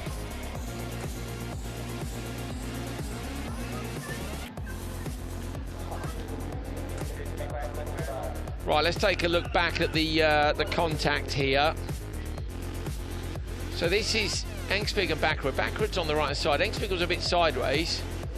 I think Ekström's lost it. Yeah, you got to think it's not intentional. These cars, they've left the ground. You know, you can't steer a car mid-air. It's not intentional. As he's hit the ground, the car's just snatched on him. There was nothing he could do. We're going to see it from the front. I thought Bakkerud might get away. If you have a look here, I thought Bakkerud might get away with it with the car spinning. He spins once, and I thought here, but because he's on the throttle, it's gone round again. I think actually you might have got away with it if you'd waited, but that's really easy for me to say. So maybe something broken on the car from the content. What a shame for Andreas Bakkerud, but what a great race.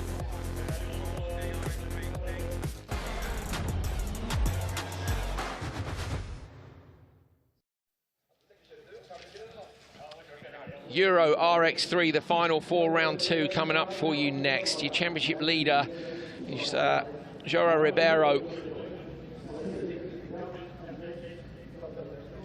who hasn't made it through to the final. You can see here you're at the final point now. Top 3 from each have gone through. Excuse me while I file about 18,000 pieces of paperwork from the last frantic set of races. We're really looking forward to this. On the front row then, on the pole, Rytis Gerklis from Nicholas Gellins. On row 2, you've got Libor Tejes and Tiago Ferreira. And on row 3, it's Václav Tuma and Dominik Senegaknik. Are we going to see more of the same from row 2 with just that bit of extra grip? If you're on the inside, you can slot in behind the leader on the run into turn 1, but then you might end up going joker on lap 1. Not too bad in the final when the paces are similar. On the outside of row 2, I quite fancy it too, just for the grip around the outside to the inside in turn 1. It's one of the great things about the layout here, Dan. You don't feel like it's over if you're further back on the grid. No, there's always a chance, isn't there? And well, like we were saying, with the grip on the grid, we could see somebody come from, just like we saw on that last race, somebody come from further back, able to take it around the outside. What an absolutely stunning shot here. Viggo Koch flying the drone this weekend, drops in behind the front row, look. He heads up and gets a bit of altitude as we wait for Gerklis and Gellins on the front row to get away. Tejes and Ferreira on row 2. Could Senegaknik do something from the outside of the back row? It is a good start from row 2, but not good enough. Tejez can't find a way through, so moves out towards the outside line. Gerklis has this on the run to the first corner with Gellins on the outside. But from the back row, is that Senegaknik has got up into P2. Senegaknik has gone all the way around to P2. I think that's Ferreira that's gone joker. It is, so Ferreira goes into the joker lap, but that is unbelievable from Senegaknik down from the back row on the outside. Got it done up into P2. Did Ferreira tap the barrier there? Yeah, a little bit of contact on the run out of the joker there for Ferreira, but yeah, Senegaknik from the back row of the grid.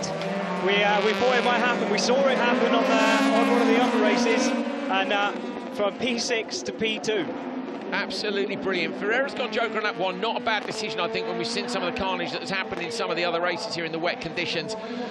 Down these cars, it's finesse, isn't it? You've got to keep it smooth. If you get sideways somewhere, you're going to lose a ton of time. Oh, Tejez is off on the inside. Avoids clattering into Tuma as he comes back on. Gellins down in P3. Gerklis still leading and getting sprayed with mud further down the pack, looking up the inside. Tuma trying to find a way past Tejez, but can't do it. Will either go. They both go. Tejez and Tuma, that's a bit of a shocker for Tuma, but at that point you've committed to and you've got to go. They might both be able to cover off Ferreira. Ferreira might get one or both of them, and he does get both. Oh, Tejez hit the barrier in the background. I think Tejez had an issue there down to too much wheel spin, maybe on the exit, but Tuma got past as well, but Ferreira's got them both, so turns out that move on that one was a good one. Yeah, and we've seen a change for second place there as well, out of shot, so is that... Gellins has got Senegaknik. Yeah, Gellins has got round Senegaknik. Come on in, Andreas Bakkerud's come to join us. He's another man who knows how to wheel a Super 1600 car. Gerklis continues to lead. I'll switch you on, Andreas. There he is. We'll cover your final in a minute. Let's get stuck into this. We're on lap 2. As you can see, Gerklis leads from Gellins and Senegaknik. Senegaknik from P6 on the grid up to P3. And Ferreira with the early joker on the right-hand side of your shot now. Everybody at home is... He's 9.6 off the lead, so Gerklis is safe, but Andreas, these conditions look awful. Oh, it's so hard. It's so hard out there. It's so greasy, and especially if you're behind someone, you get all the mud and grease on your windscreen and wipers. Senegaknik coming in for the merge, going to lose the position. Ferreira gets another one. Damn, Ferreira's lap 1 joker was a good strategy. Yeah, I mean, he's been lucky, obviously, like you were saying. The people that are in the final have got good pace, so you're not likely to catch people up. Or not too fast anyway, and he's just been able to pick them off one by one. It's worked out really nicely for him. Gerklis is so far out in front. Andreas, you won the European Championship Super 1600 a couple of times. Yeah. See, I knew. Don't worry about it. I got you. What happened with Marcus Rushford in the semi-final? Oh, mate, he ran it. I'll talk to you in a minute. Yeah. We'll tell you after. So Gerklis and Gellins basically joking on lap 1, came out in P4, was on the back of the train ready to go, and then in this corner here he ran into the back of someone and drove through them. But we don't know if the car in front, was it Sousa, I think, Dan? Yeah. Mr. Gear.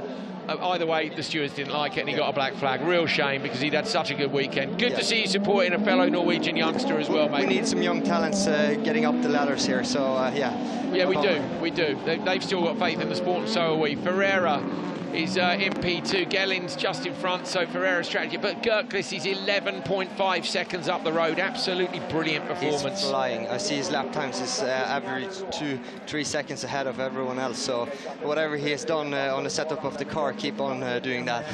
Just started to rain a bit heavier, I can see from our commentary position. All the hoods are going up, windscreen wipers are on. It is absolutely hammering down behind us. Now, there. Sideways, big sideways. Gellins has got to try and hold on. I don't think he'll get a penalty for clattering that. He's got another lap to go anyway in the joker lap as your leader, Gerklis. I'm looking down here. There is only Libor Tejez who is in this final, who was in championship positions. Ribeiro, the leader, hasn't made it. Andre Sousa hasn't made it. Samuel Kovacs hasn't made it. Joaquim Mercado isn't here. He was P4 at the last event. Libor Tejez is down in P5. Gerklis was 6th in the standings coming here. Last time out, qualified 4th, 3rd in the semis, 6th in the final. This time round, Gerklis has done an absolutely brilliant job. Qualified in 2nd place, only won one of the sessions today, but has come on form at just the right time.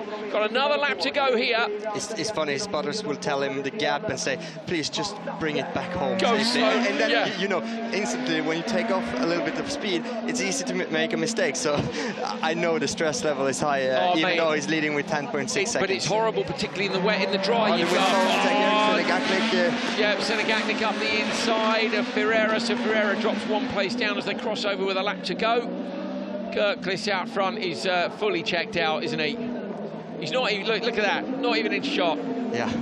He's not even backed off either, has he? The gap gone up to 10.8. I mean, the pictures doesn't even do justice. It's so slippery out there. Oh, it's crazy. No when you look at the shot in the background, and the forest looks all lovely and green and lit up, but But the tarmac as well is so greasy down there. It's so shiny. It just I figure out cool. like cutting the curve helped me to get rotation and also load on the outside wheels.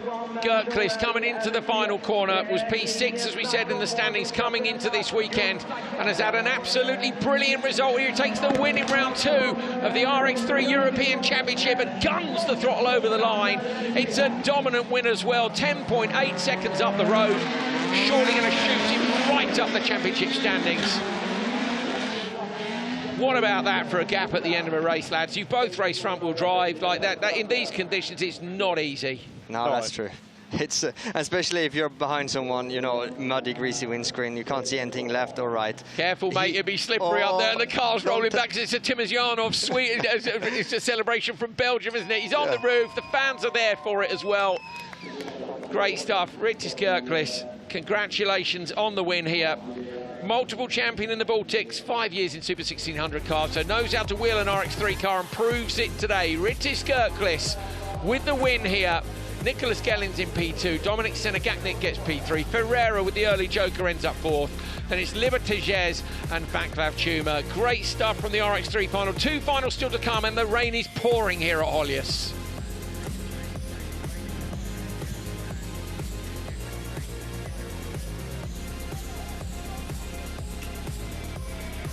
Okay, we have seen some great racing here today. We've really been treated to it, we have. Andreas, mate, we thought you were going to do it in the final light. Did you see it? Was it live on TV? Oh, you did the whole thing. Was it mate, we did your semi-final. Because the start of the was delayed, we're like, right, let's go watch Andreas. So, awesome.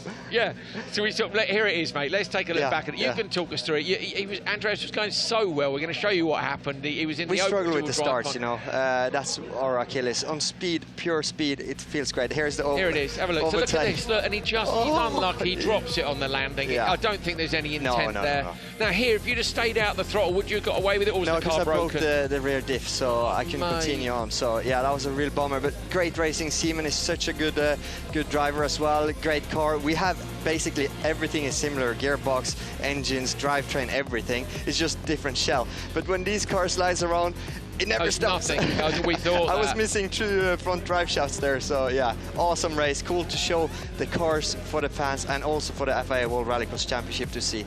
Yeah, great stuff. Did you break the diff on the landing, or did you break the diff as you went over the curb? Over the curb. Oh, mate, so it's actual contact with the. Also broke the bracket, which the watt link that holds the axle on place, so I couldn't drive straight. So. These are the driver standings then for the FIA European Rallycross Championship for RX3. Mattias Ekström came here, as I say. He was down in P6 in the standings. So Ribeiro continues to lead on 41 points. Ekström, look, has moved up and is just 1 point off the lead with the win here this weekend. Nicholas Gellins was in P8 last time and is up to P3. Andre Souza drops down from 2nd to 4th, but super close, and obviously going to be a great championship fight among the drivers in Euro RX3.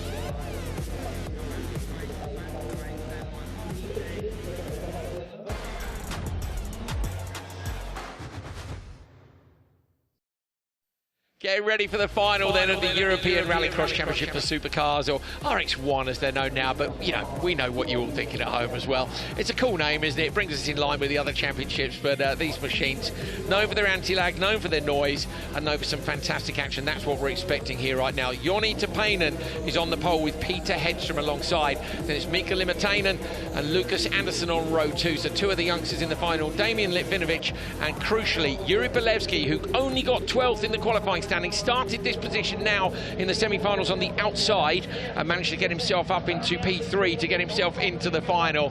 It is pouring with rain here in Höljes. It could not be raining harder as we get towards the final 2 races of the weekend. Here we go. What can Belevsky do from the back row? He's your championship leader, but he's up against a fantastic field here. Hedström on the front row with Tapainen.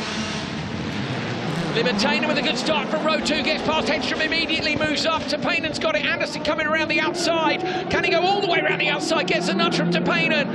Up to the right-hand side. Is that Limitainen? I think has gone off into the Joker lap. He has. But Bolevski's got him on the inside. Bolevski with a great pass on the run into the Joker. Out towards the barrier. Inch perfect on the exit as well. Bolevski's Joker straight back into P4. What a fantastic P5, sorry. What a great start. Yeah, very good start. Inside. Litvinovic making the move on Ekström. Ekström runs the Peugeot just a bit deep. Can he get back underneath him on the exit? He can't this time round. Dan? Yeah, great start there from who was it? Bolevski. Bolevski. In the Joker. Little bit of contact, I must say. I wonder whether it. Yeah. The door was open. The door was open. I think so. Well, it's the down front to Payne that's made a mistake. Has he got a problem? The crowd goes mad. So absolutely mad. The crowd's making so much noise here as Anderson sneaks underneath. It's his first race weekend ever in a supercar, and this couldn't be more tricky conditions to get it done. He passes on track for the lead. They've now got to watch the gap back to Bolevski, who's Joker. Aren't these guys both 16 years old? Yes, they are. Dang! Only 16 again. I think Hedstrom's hit the barrier on the exit of the Joker there. Into the wet at the top. The standing water is increasing. Lucas went wide there. Goes low. Lucas has run wide to Payne back up the inside. Anderson goes again. Oh, this side by side on the run down the hill. To Payne late on the brakes over the curbs. Anderson slots in, going to get him on the outside. The crowd are going mad here, as are we. Anderson with a brilliant 3 passes on this lap. To Payne slots into P2, but they're losing time to Litvinovic and everyone behind Bolevski. What's the gap back to Bolevski? We need to check that. Wonderful racing in the European Rallycross Championship. Is it enough? Yeah, that's too close for Lucas to win. Too close. So Lucas is going to have to stay out. He's got to hope that Bolevski loses some time. Anderson now has got to nail the lap times, Andreas, and not get stuck into a fight with Tapanen and no more mistakes. That is true. That is true. The two youngsters are battling it all out on the track. I know Lucas' spotter, his brother, he'd be shouting at him. Oh, slow down. Slow is fast. Slow is fast. No more mistakes. Come on, brother. It's let's so do it. hard, isn't it? It's so hard. He's got a gap now to Turpainen after Turpainen making a mistake. Turpainen makes another mistake up in the background, and so even more. Bolevski taps the barrier and then gets a tap from behind for Litvinovic as he rejoins. It is all happening in this. Watch the gap to Bolevski. 3.6 now. It's gone up. Pouring down, absolutely pouring down here. It's such now a there's crazy pressure conditions. as well on the background. There's pressure in the background here. Bolevski getting contact from behind, and he gets around. So. Tapanen's off in turn 1. Tapanen's off in turn 1. Lucas stays out. So I think Lucas could have gone then. Tapanen hits the wall on the outside. So Tapanen's made left, right and centre mistakes. Bolevski is surely going to be up now into P2. So Bolevski, who qualified 12th place, scraped the final. He's now in the box seat to try and take it off Anderson. What's the gap? 4.6 at the minute. Are they driving on slicks tyres? I have no idea, looks like driving on ice. I have no idea. It's pouring with rain. Whatever's happening out there, it's absolutely fantastic for us here. The gap's on now. Anderson needs to go. This time, he has to go this time round. He will have another lap to go, but you've got to think the Joker lap is the lap that you don't do the most. It's the most chance of making a mistake. So if he goes a lap early, he can still fight him on track. I would still do one more lap. So Andreas will stay out, Dan would go. What does he do? Alexei Koskinen is in with his brother. He's going to go Joker this time for the attitude in the car. Watch this. This is going to be the big one. Close. He comes around the outside. Anderson's got to get it in. Nice to the curves on the inside Great line. exit. Oh, it's going to be close with Bolevski's got better exit speed. Anderson taps the barrier. Bolevski takes the lead. Qualified 12th straight in the final. There's a lap to go. There's mistakes left, right and centre, but that's an incredible race by Bolevski. Bolevski has a lot of knowledge. He takes it cool and slow. Slow is fast in these conditions. This is awesome to watch, by the way. Who doesn't love rallycross? But this is brilliant. I told you this championship's on the up. All the championships are here. You've got to stick with us. We're going to make rallycross as brilliant as it was before, and it's been wonderful this week, and there's still a lap to go. Can Anderson do anything here? I think so, because things change so quickly. Oh, look at Litvinovic in the background here. Super wide down the hill.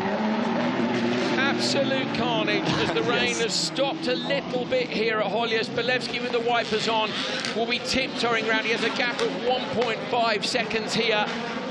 Awesome. Up just and over awesome. the crest. Oh, it is brilliant. He can back it off now, because even if Anderson catches him up, he still has to try and pass him.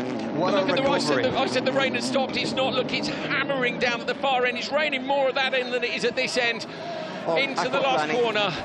through the puddles. Oh, it's so nervous times, Andreas. But they've also learned to understand the track more when they've done a few laps now, because it's just so greasy. Imagine this just with the rear-wheel drive. Unbelievable stuff, it really is. Through the puddles at the bottom of the hill, through the right-hander, Bolevsky coming up to take the jump. Hats off. So Bolevsky only just scraped through in Q4. He made it into P12, he got to the back of the semis. He made it into P3, he got to the back of the final. He won in Portugal and he fights back for an outrageous win here in the most atrocious conditions.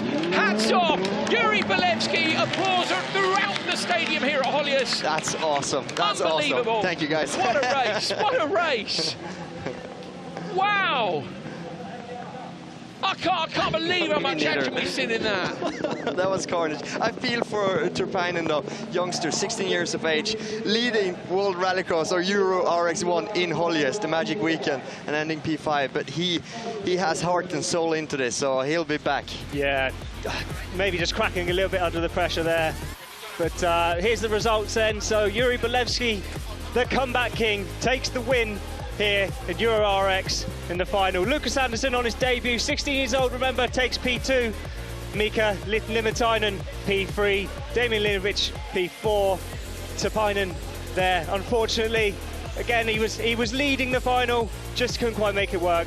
And then Peter Hedström P6. I cannot tell you, first of all, how brilliant that final was. What an incredible fight back from Bolevsky today. Andreas, to do that when you're look so at up again. Look at this start. Watch Great him on the start from Lucas and Litvinovic. No, Bolevsky's not even got a mega starter. He's in P5 in turn 1, but he starts to the outside. That's the key moment. If he hadn't got that done, and I think the move's on, what do you think, dancing a second time? Yeah, I mean, the door was open, wasn't it? And you kind of understeer into him. I don't know. It's on the limit. Come on, Andreas, it's on the limit. Yeah, it's on the limit. So you're both being wusses about it. I don't think that's over yet. It might see. Oh, mate, no, we can't have that. I don't know. We've got water pouring in here into our commentary box as well. We might have a few issues with electrics in a minute, so if we go off air, you'll know where we've gone. But what a recovery from Yuri Bolevsky, from being incredible. P14 after Q3 until winning the event here in Höljes. Turpainen hitting the fence. Oh, that was but mate, it doesn't stop. Isn't the future bright? Yeah. I mean, the future is just so bright here. It really is. Okay. Awesome to see the youngsters pushing it around here. Even Lucas hitting the fence there. If he would have hit it a little bit harder, he would spin around. I've done it before. Yeah, and I think we do need to remember here. God, actually, it's pouring. I'm going to take a video of it. I'm going to take a video of it right now live. I'm taking a video. I'm going to stick on. It is pouring off the audience. It's, oh my goodness me, it's hammering down here at World RX, it really is. Yuri Bolevsky still leads the standings. Limitainen is in P2, then it's Litvinovic, Enlund, Volland. Lucas Andersson with one event up into P6.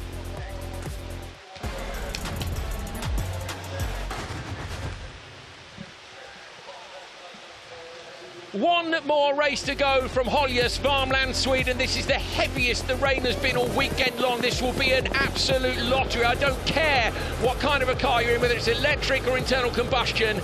This is going to be a wild one if the previous race has been anything to go by. I don't think I've ever had to work so hard in 2 hours of commentary with regard to what has happened out on this track. It has been fantastic. I hope you're back with us with the World Rallycross Championship. Support this series because we're going to get it back to where it needs to be. Andreas Bakkerud is moving away from me because we're getting soaked in here. Niklas Gronholm on the outside of Johan Kristoffersson. The top qualifier, Kristoffersson, of course, having won all the sessions and then won his semi-final as well. Rutkanen on row 2 with Timmy Hansen.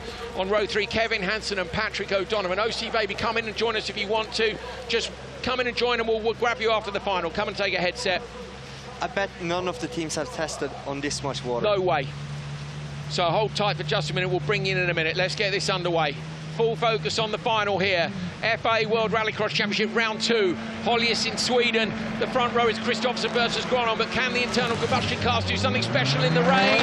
It's a good start on row 2. Oh, he gets alongside. Gronholm's got Rutkanen inside him. They're all sideways on the run to the first corner. Kristoffersson with the whole shot. O'Donovan comes around into P5 in the background. Who's that sliding off to the right? It's Kevin, I think, is it? Oh, and then inside. Oh, Rutkanen's into the side of Timmy Hansen. Half spins him round. Hansen up over the curbs. You ride on board, I think, with Kevin. Kevin Hansen, who's at the back of that pack. A barrier tap almost from them. The mud flies up. The water here is literally knee-deep. It's unbelievable. I get flashback from Kouvola 2013. Yes. Carnage. Yes, absolutely soaking. Kristoffersson has got away, and that's probably job done, to be honest. But Patrick O'Donovan's in a brilliant position here in P3. Gronholm sideways on the run down the hill. Well, that's standing water. Gronholm got straight on. Gronholm's got straight on. O'Donovan's on the limit to try and pull it back. They're through deep water at the bottom of the hill. This is unbelievable again. And in the background now, look, Timmy Hansen's coming back towards the back of this pack.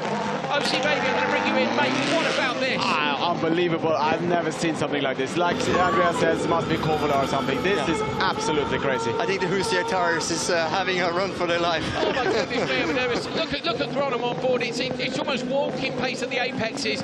O'Donovan, I thought, was in a really good position, but Timmy Hansen's on the back of him already. I have no idea what the Joker's split is at this point in terms of lap time. I've never seen a Höljes this wet, ever. I think they'll be better off out there with a canoe. Yes, so do I. I think right now it's all about trying to keep that windscreen clear and nice. You know, Johan has a gap to Niklas. Niklas has a gap to Patrick. The rest is kind of in a pack together. It's Kevin such Hansen a up tough the racing. inside of Rukkonen, bowling his way through. He's got to be careful. He's on the grass. Rukkonen almost into the barrier at the end there. Rukkonen holds on. They're sideways down the hill in the background. Kevin Hansen's going straight on. Has he got a problem, or is it just? I think it's just standing water. They are driving through a lake, and look at it. It's like a rally water splash. And OC, have you gone through a water splash that big of a rally? Niklas, he saved it in the exit of the last turn. Patrick O'Donovan leads that pack of 4 cars. Hansen trying to come back round the outside of him. Niklas Gronholm, he said he had a big moment, Andreas, from the commentary position. You could see it. In the exit of the last turn, there is a big water pile. They're side by side. Rukkonen, Hansen's got through. So it's Timmy Hansen and Kevin Hansen now just ahead of Rukkonen. Contact from Rukkonen to let him know he's there. There was a fair bit of that in that Joker lap on lap 1 as well. Patrick might as well stay out, mightn't he? He's got a clear screen. He may get eaten up, but there may be carnage behind him. Yeah, he wants everybody else to crash into each other and create a gap, you know. For everybody else, it's a pain. It is a pain. So low down Timmy Hansen. Kevin Hansen looked like he was going to go high. OC, what you got? There's so much water in front of the last jump that the car almost stops, you know. Now Patrick runs wide and he's been swallowed up. One little mistake and both the Hansens get through. Patrick O'Donovan drops back. And now but look, this is the onboard. This is what you're dealing with in the World Rallycross Championship. Look at the water. It's unbelievable.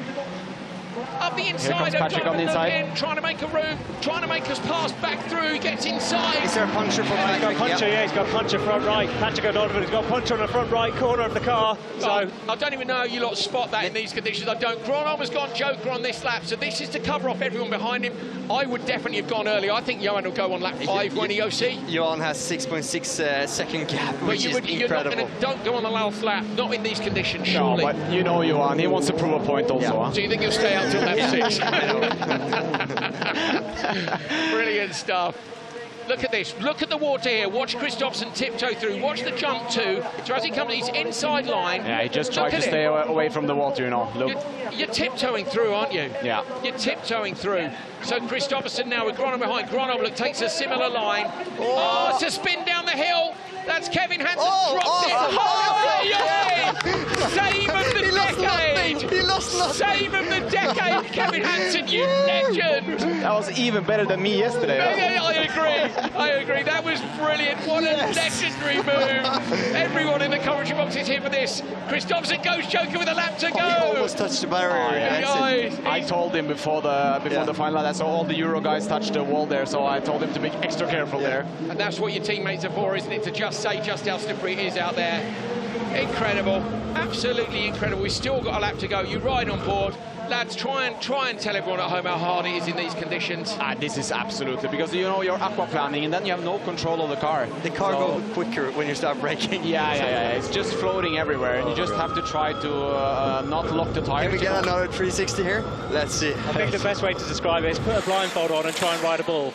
Yeah, that sounds about right. It really does. I mean, it is incredible. We have a lap to go, and at this point, I imagine Johan, genuinely, I know he's brilliant, but he would be wishing there there wasn't another lap to go. I think they all are. Johan would be not so happy with this Joker. He's half a second slower than Niklas's. So. Oh, you won't like that at all, will he? He won't like that at all. I think he was a bit on the safe side. I think so too. So there's a battle going on here between the two Hansens. Remember, Timmy stuck it up the inside of Kevin in the final corner at Lousada.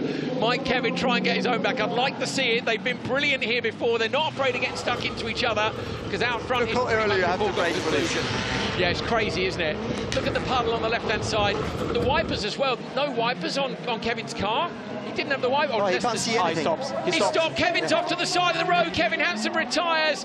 I wonder if it's a power issue, because he had nothing coming through. Johan Kristoffersson, the 7-time world champion in the most atrocious conditions in the electric KMS Polo, has got it done here at Höljes. Unbelievable final here. He wins with a big margin over Niklas Gronholm, the winner from round number 1. Gronholm comes home in P2. Good job by him as well. Gronholm gets second place. Timmy Hansen is going to get third. And I take my hat off to anyone who can even finish this race, let alone take the win in it. What a wonderful drive from Kristoffersson. What a brilliant day of racing here at Höljes. Awesome. Goosebumps. 360. I have goosebumps. I have literally had goosebumps. Honestly, boys, thank you so much for joining us. I can't tell you how lucky we are. There is no other FIA World Championship where we get to get the drivers in the studio with us during the racing. Thank you. It's awesome. Oh, wow. O'Donovan crosses the line for P5. Kevin is stuck out there. It's green lights, so... I saw that. It was only when we were on board and the wipers weren't on, unless the camera is below the wiper sweep. But I was sure we'd seen them earlier, and there wasn't there. Kristoffersson with the number 1 on the car and in P1 all weekend. He won all 4 qualifying sessions. He won his semi-final, and it is Kristoffersson who wins the final here today. Absolutely brilliant performance. That is win number 46. He's almost on a 50% win ratio in the World Rallycross Championship. He's the 7-time champion, and that's why. Gronholm keeps his championship hopes alive with P2. Timmy Hansen P3, Rutkanen and Patrick O'Donovan keeping the hopes and dreams of the fans alive with the noise at the start line. Kevin Hansen, unfortunately, a DNF. Brilliant performances by them all.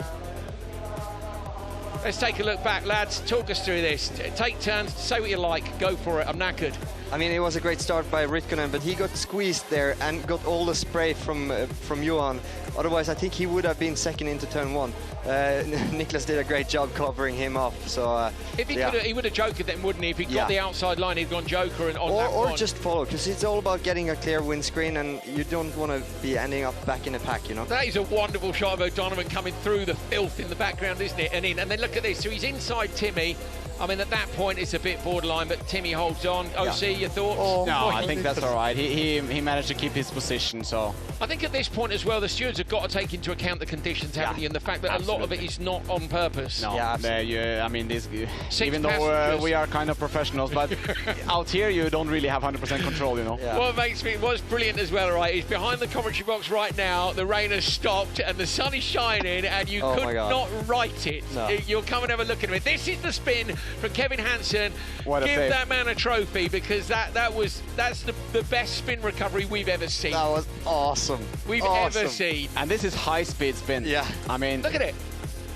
Wow. Perfect. Look how it went. Perfect executed. Yes.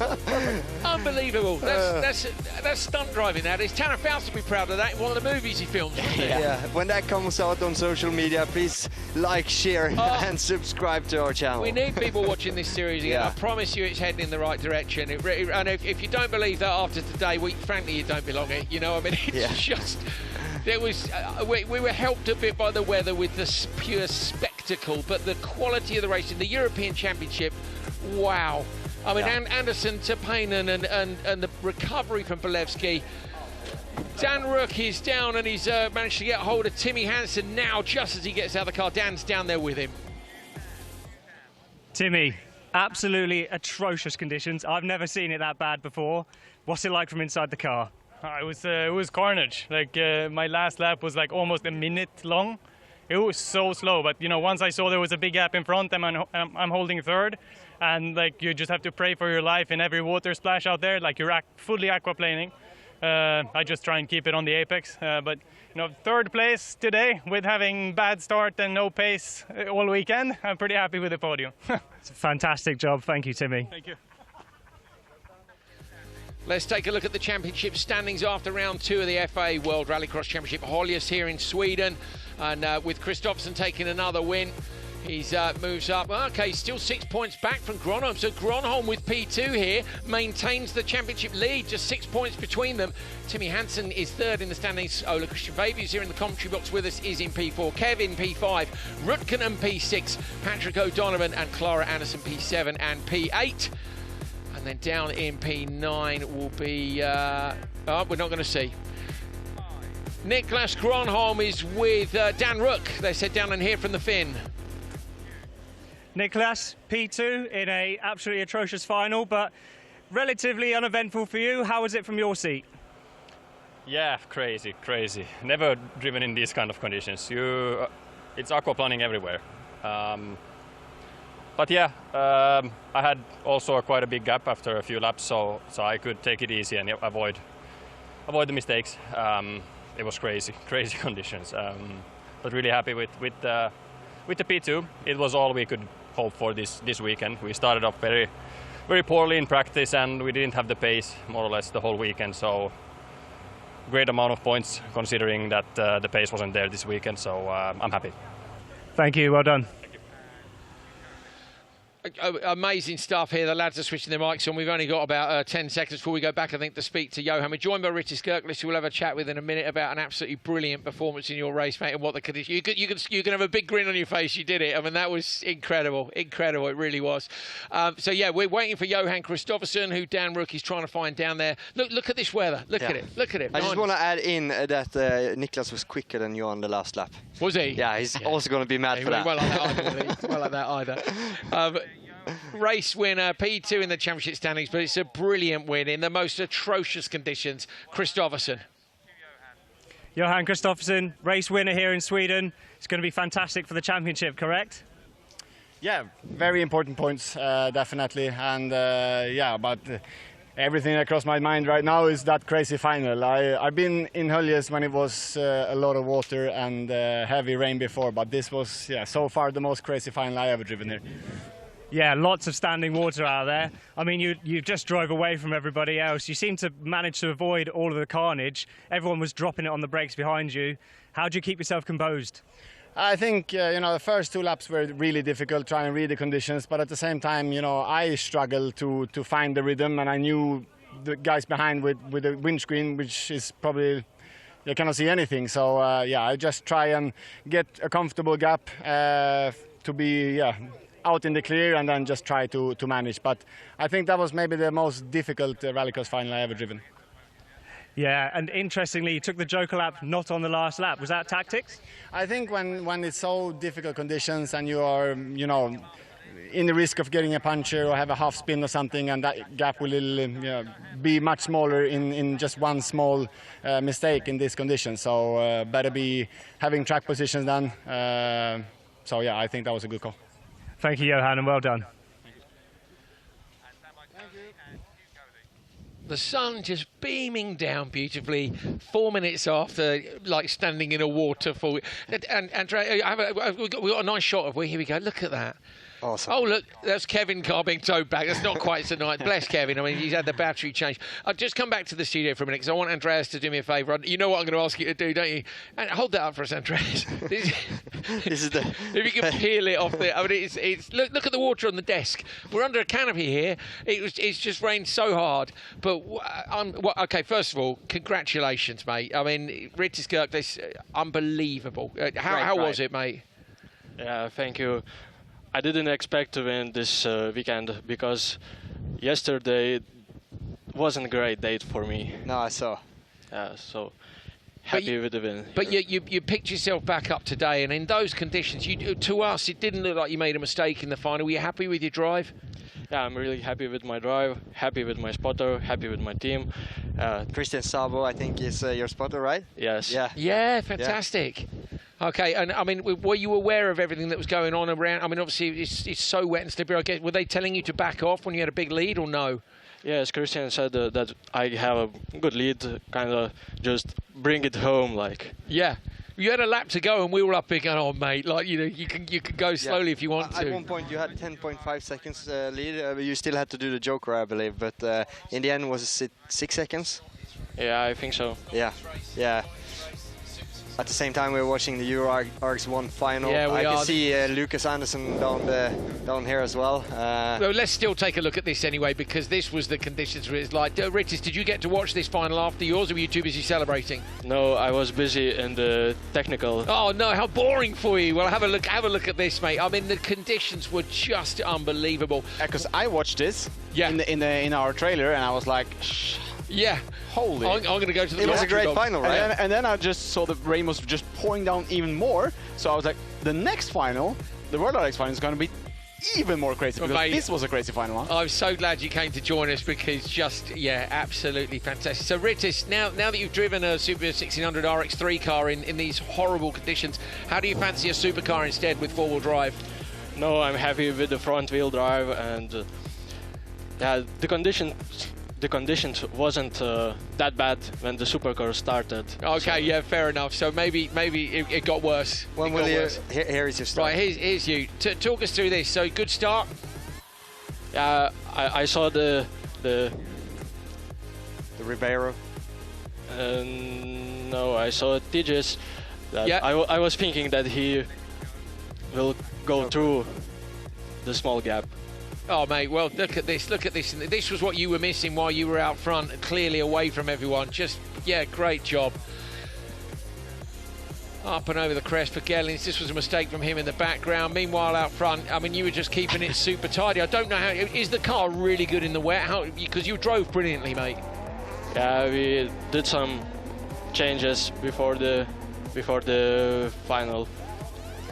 But I mean, I'm from Bergen in Norway. It rains a lot. I'm good at this stuff. But where you come from, Lithuania? Yes. Does it rain a lot there?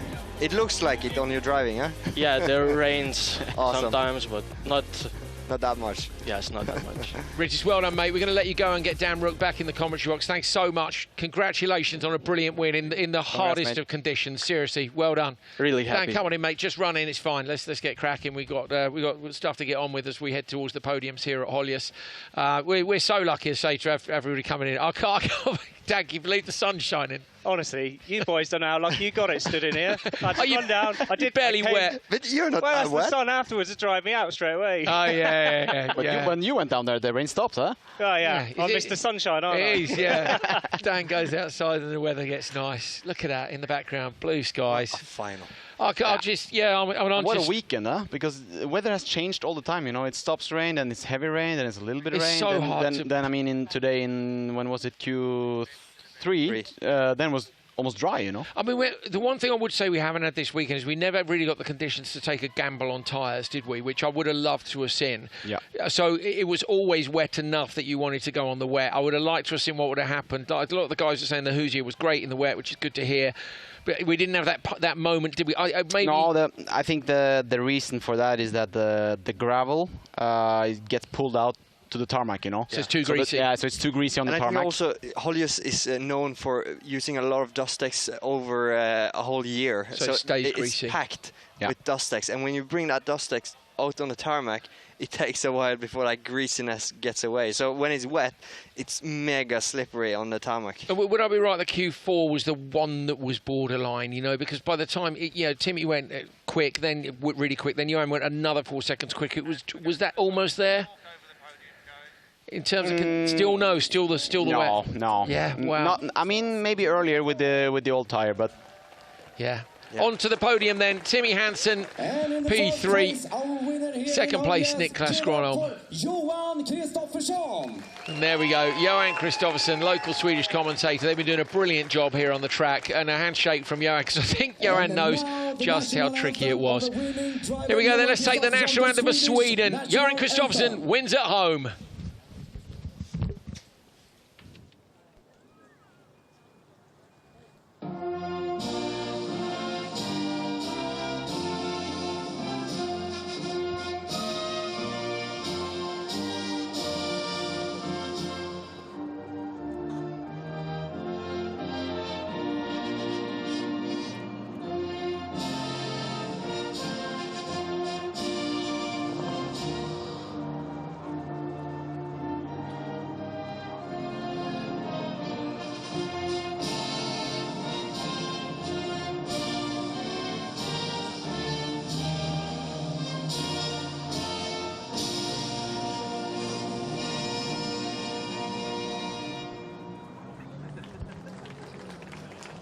Two Swedes on the podium. Niklas Gröner, of course, Finland in P2. Please welcome David Ahlström, Wow. Director of Sales and Marketing for Volvo Construction Equipment.